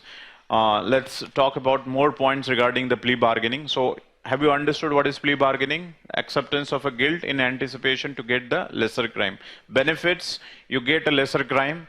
Second, the time of judiciary, okay, will get saved and the more serious cases can be dealt with. There are problems. What are the problems apart from yes, apart from नहीं बताइए क्या problem हो सकते हैं? It seems to be very win-win situation, good situation. Yes, forced confession. Okay, कि think of a situation you are really have not committed a crime. You have not committed a crime, but then the process is taking a lot of time. You know that this trial will go for 6 years. My maximum punishment is 5 years. And if I accept the guilt, it will be 3 years. So you are making a pragmatic calculation. Case will run for 5 years. उसके बाद 3 साल की सजा 4 साल की सजा होगी. Let me accept the crime, even when you know that you are an innocent. Are you understanding? So this is a problem where voluntary acceptance because to bypass the procedure. Second, what he has said, it can be forced also. Like lawyer will have, lawyer बताते ही नहीं है, वो बोलेंगे यार 10 साल चलेगा, 5 साल चलेगा, 3 साल चलेगा, इसमें तुम्हें इतनी पनिशमेंट हो सकती है, 7 साल की भी हो सकती है, मिनिमम टू मैक्सिमम वो बोलेगा मैक्सिमम ही हो जाएगी. So yes, so this is how it is against the notion of justice. You have due process of law has been bypassed. What is the due process? When you have asked the person to accept. So there are cases, that's why it has been limited to 3 years and petty cases where there can be no, and this can be particularly for the early disposal of cases when there is a pendency is there, backlog is there. Have you understood? So this is about the correction code. Pseudo confessions, pseudo confession उसी लिए ना in there can be third thing also. Means the person has not committed a crime, but he has been told by a third party to confess a crime. Hmm. That whole case it goes disposed of. Only one who is actually not a criminal. हाँ हाँ, तो वही देखो आपके अंदर से आवाज आ रही है, आप मतलब क्राइम नहीं कमिट किया है, लॉयर ने बोला या थर्ड पार्टी ने बोला, आपकी किसी फ्रेंड ने बोला है, मतलब कि 5 साल से अच्छा है कि 2 साल में वापस आ जाओ कोई. हाँ हाँ, confess, yes. Yes, that is what we are saying. One point is the innocent person by different ways will be accepting the crime, by force, by himself also because he is calculating the risk factor. Okay, a rational calculation he is making. Yes. So, but that's actually not the case of plea bargaining. There's a slight nuance to plea bargaining. You don't confess to that specific crime. So, for instance, if I'm accused of murder, I won't say I've committed this particular murder. I will admit to trespass. I will admit to injury on the person. These are offenses which are lesser, which carry lesser sentences. But despite my confession cannot be a basis for my sentence. Lesser punishment. A confession can never be the sole basis for a person to be convicted. If that was the case, then Obviously, we don't have no self-incrimination. even in that case, like Samantha's driver will still have to undergo trial for that particular offense. Yes, that's why I said that there are petty cases. These are of different nature. Okay, not in. I think you are giving the example just as a nature. Otherwise, obviously, murder, this kind of things will not be. This will be an higher crimes. Also, there is no self-incrimination करके नहीं है क्या? There is a fundamental right.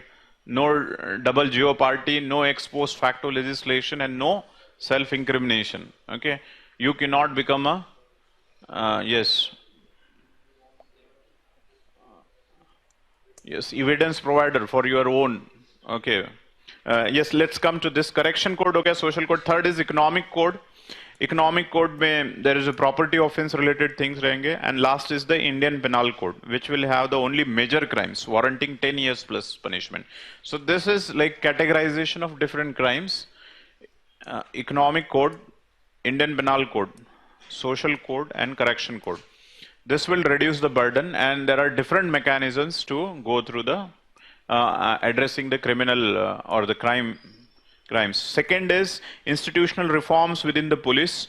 This includes investigation, rationalization. This you can do it separately also. Police reform, which committee? Prakash Singh, हाँ, Soli Saurabh ji, Prakash Singh. Okay, this is important again. Police reforms, internal security के लिए भी important है. Otherwise, you can see. Third is giving the bigger and more responsive role to the victim in the whole procedure. The involving and restoring the confidence of victim in the system, because there is a erosion of faith. So, conferring the rights of the victim, participating proceedings, etc. See, there is a notion. The whole system in India only focuses in criminal retributive part. There are two parts, that is reformative part, and second is compensatory justice. Compensatory justice is to victims, and reformative justice is to the criminal to reform. Okay, so here they are talking about compensatory justice. Many times victim loses the leg, okay, die, and so on and so forth. But ultimately, the X person is getting punished after 15 years. But then there is no corresponding compensation. So compensatory victim, and that is right to seek the compensation for the injuries and suffered. In fact, they have gone beyond that, irrespective of the fate of the proceedings. Okay, so from this victim's point of view, following the restoration means that is enjoying the community support, victim satisfaction, etc. So you have to work on the three different things: reforms within the system, within the police, and from the victim side. So these are some of the reforms that are required within the criminal justice system. Should we take one, two more? Yes. The criminal defamation. कौन सा है next? Judicial overreach and judicial. Yes, one line में finish कर देते हैं. इसमें बहुत ज़्यादा नहीं है. You just have to remember, understand what are these two terms and how they are different from each other. Are they same?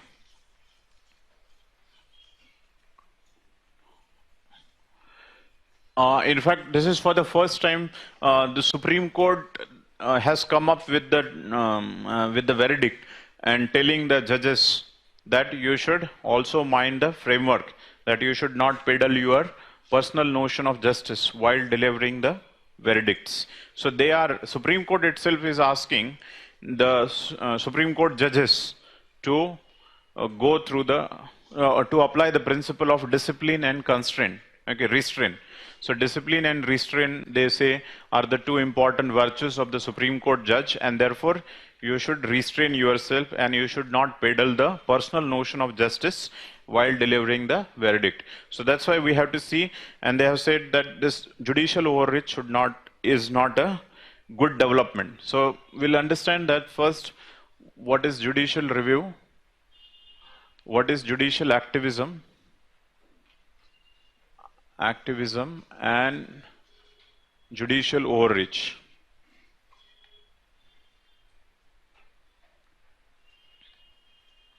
Judicial review, judicial activism, and judicial overreach. Now, how do you define the judicial review? Yes, power of higher judiciary, that is of High Court and Supreme Court. Only two, okay? Power of higher judiciary, that is of Supreme Court and High Court, to check the constitutional validity of executive and legislative actions. It can be a law passed by the parliament, or it can be a executive action also. Again, executive and legislative actions of center and state, both, okay? So even if it is a state law, there is a judicial review. A power of higher judiciary, that is a High Court and Supreme Court, to check the constitutional validity of executive and legislative action of center and state. This power is explicitly mentioned in Article 13, Clause 2. Okay, there are many articles also, but here they have already mentioned that is post-constitutional laws, there will be a validity, and to an extent they are unconstitutional, they will be considered as null and void, whether it is executive action. So the judiciary has been given a separate task, that is of judicial review, in order to keep a check on executive and legislative bodies, so that they should maintain the rule of law. There should not be arbitrariness. They should maintain the rule of law, and that is the intention behind this particular judicial review, or that is the mandate of the judiciary. Now, with this, with this background, we are discussing these two terms. What is judicial activism and judicial overreach? Yes, how do you define the judicial activism? Now, this is a conventional role. This is a conventional role. This is what they're supposed to do if we conservatively interpret the role of judiciary. What is judicial activism? Huh. Hmm. Hmm. Hmm.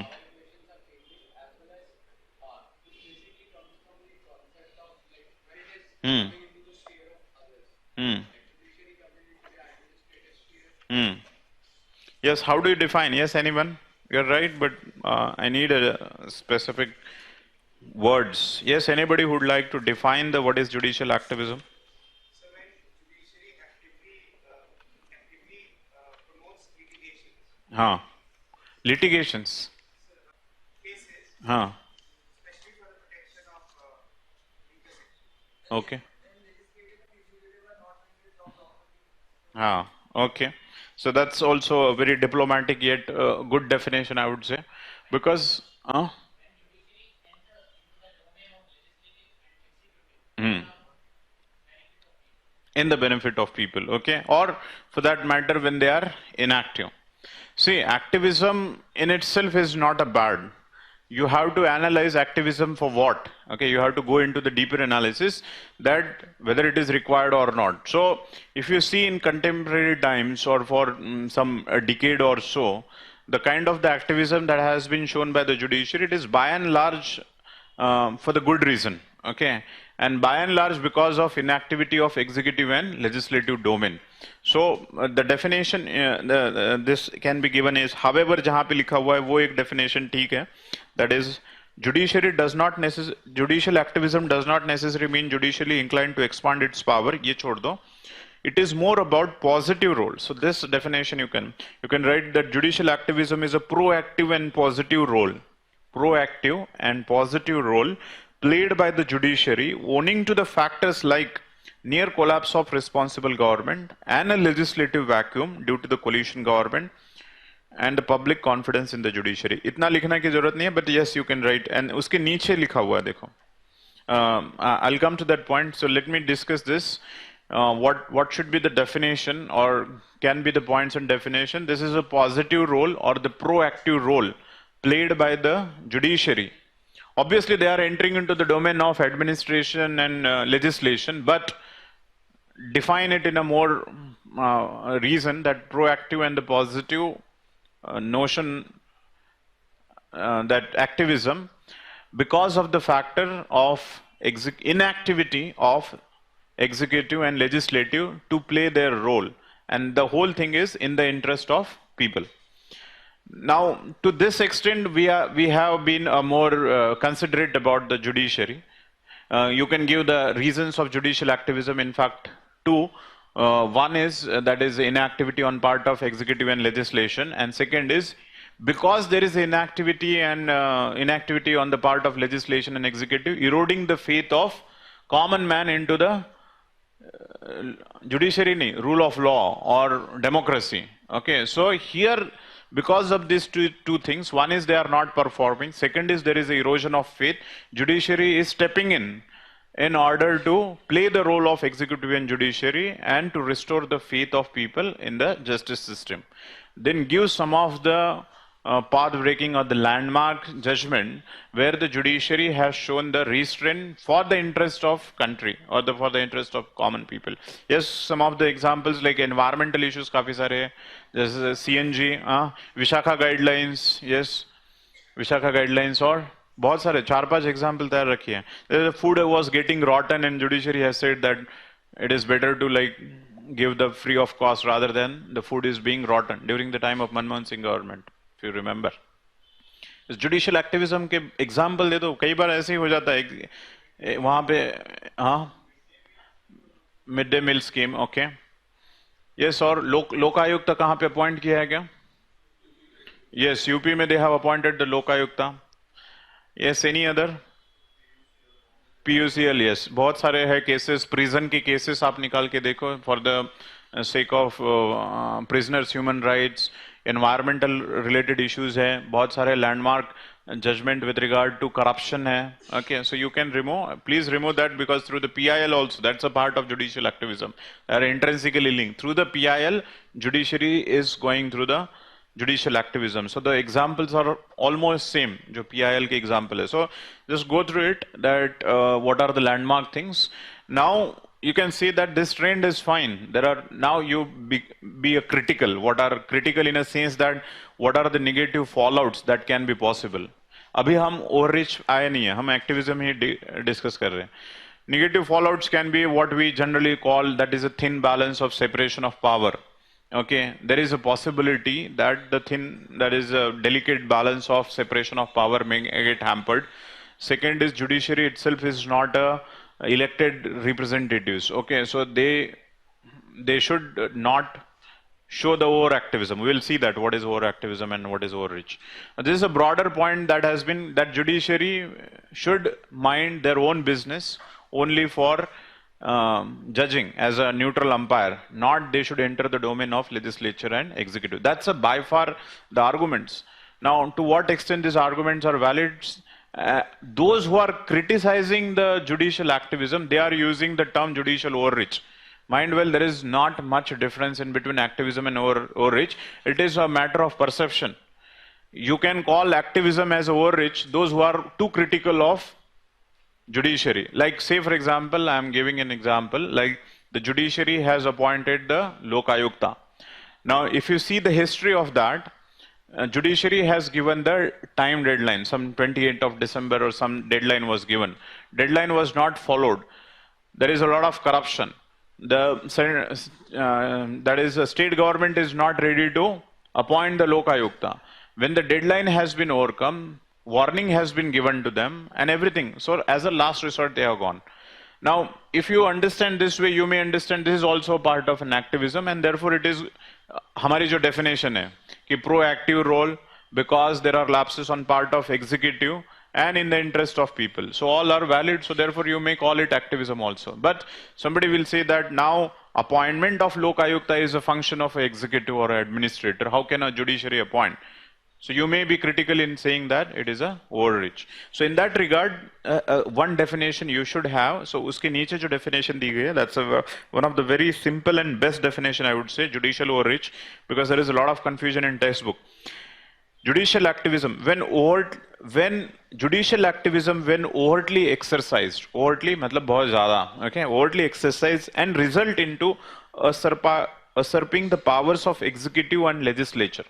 So here they are more critical that the objective is to usurping the power of executive and legislature, which are the other two important organ, is called judicial overreach. So too much of activism to an extent that your intention is rather than the benefiting the people, but to take the power in your own hand. Now again, all this is for the subjective interpretation. One may think that they are not taking the power, but for the interest of the people. But having said this, that there is an inactivity on part of executive and legislature, this phenomena cannot be permanent in a democracy. Okay, in a democracy, the answer lies in the proactive role to be played by the legislature and executive.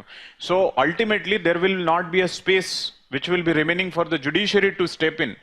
It is not a voluntary activism, but it is more of an inactivity on the part of executive and legislature that judiciary has to step in.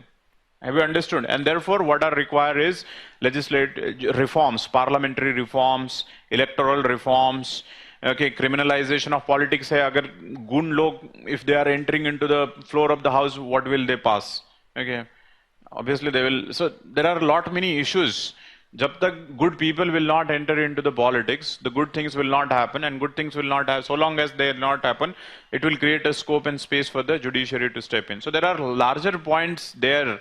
Why the parliament is not functioning. There is a point with regard to coalition. There is a point regarding to opposition and government conflicts, constructive criticism absent, stalling the parliament. So laws are not getting passed because of political reasons, because of parochial reasons, because of conservative reasons, because of vested interest.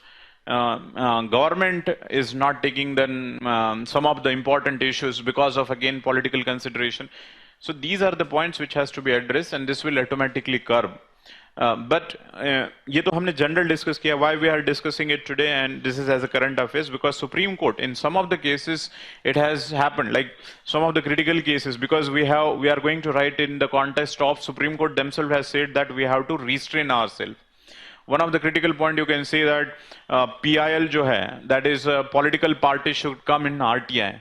Now judiciary itself is not ready to come in RTI, but they are asking the others to come in RTI. Now this is something which has to be looked into, that when you are suggesting to others how much you are doing to yourself. There was a case in Noida where this law student has committed the suicide. Now there are thousands of suicides that has happened because of various exam. But the judiciary will reach to because he was a law student, okay, घर का ही बेटा है, ऐसे लगा कि हाँ यार बहुत टफ एग्जाम है, ये है वो है, without going for the classes you can clear the exam. They have sumoto taken the case and resolved. Now there has been criticism. That's fine. You have taken a justice. But then what about the others? And many of the cases it has happened. It has led to creation of friction between the. Yes, one of the negative points में एक तो है कि principle, that is a separation of power. That is one thing. That is a negative thing. Second thing is it is increasing the friction in between the executive and the judiciary. Again, it is not good for the democracy. And third thing, in conclusion, you can write that is judicial activism can be only a medicine. It cannot be a bread and butter. Okay, that it cannot be a everyday process. It can be medicine only when there is a crisis. The judiciary can come in, but it cannot be a regular thing, because ultimately the judiciary is not directly elected institution in democracy. Have you understood? No.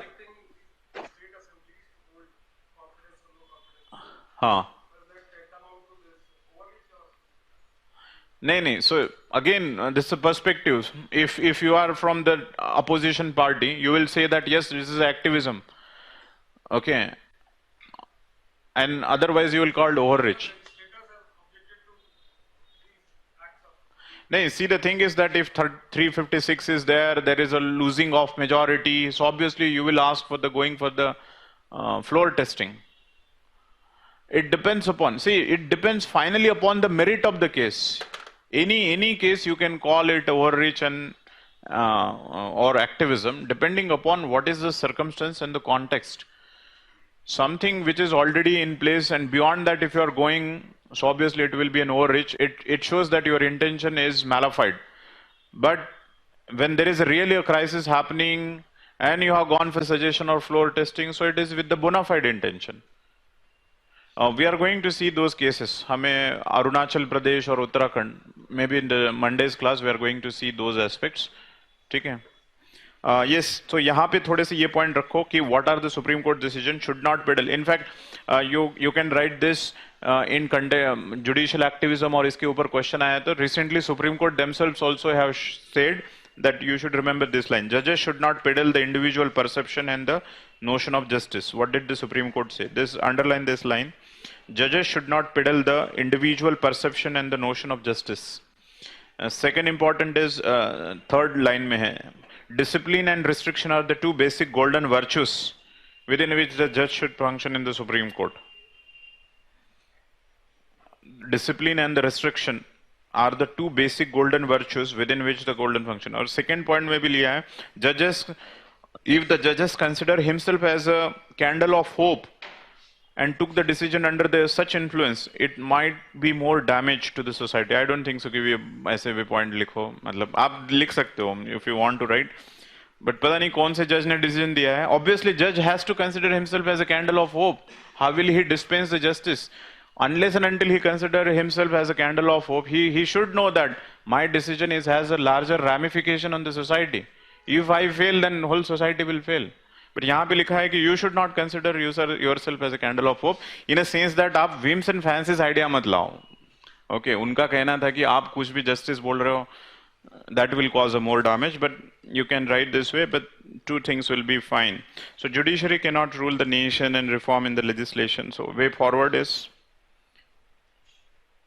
way forward second में देखो, the judiciary cannot rule the nation by legislating as well as executing through the judgments.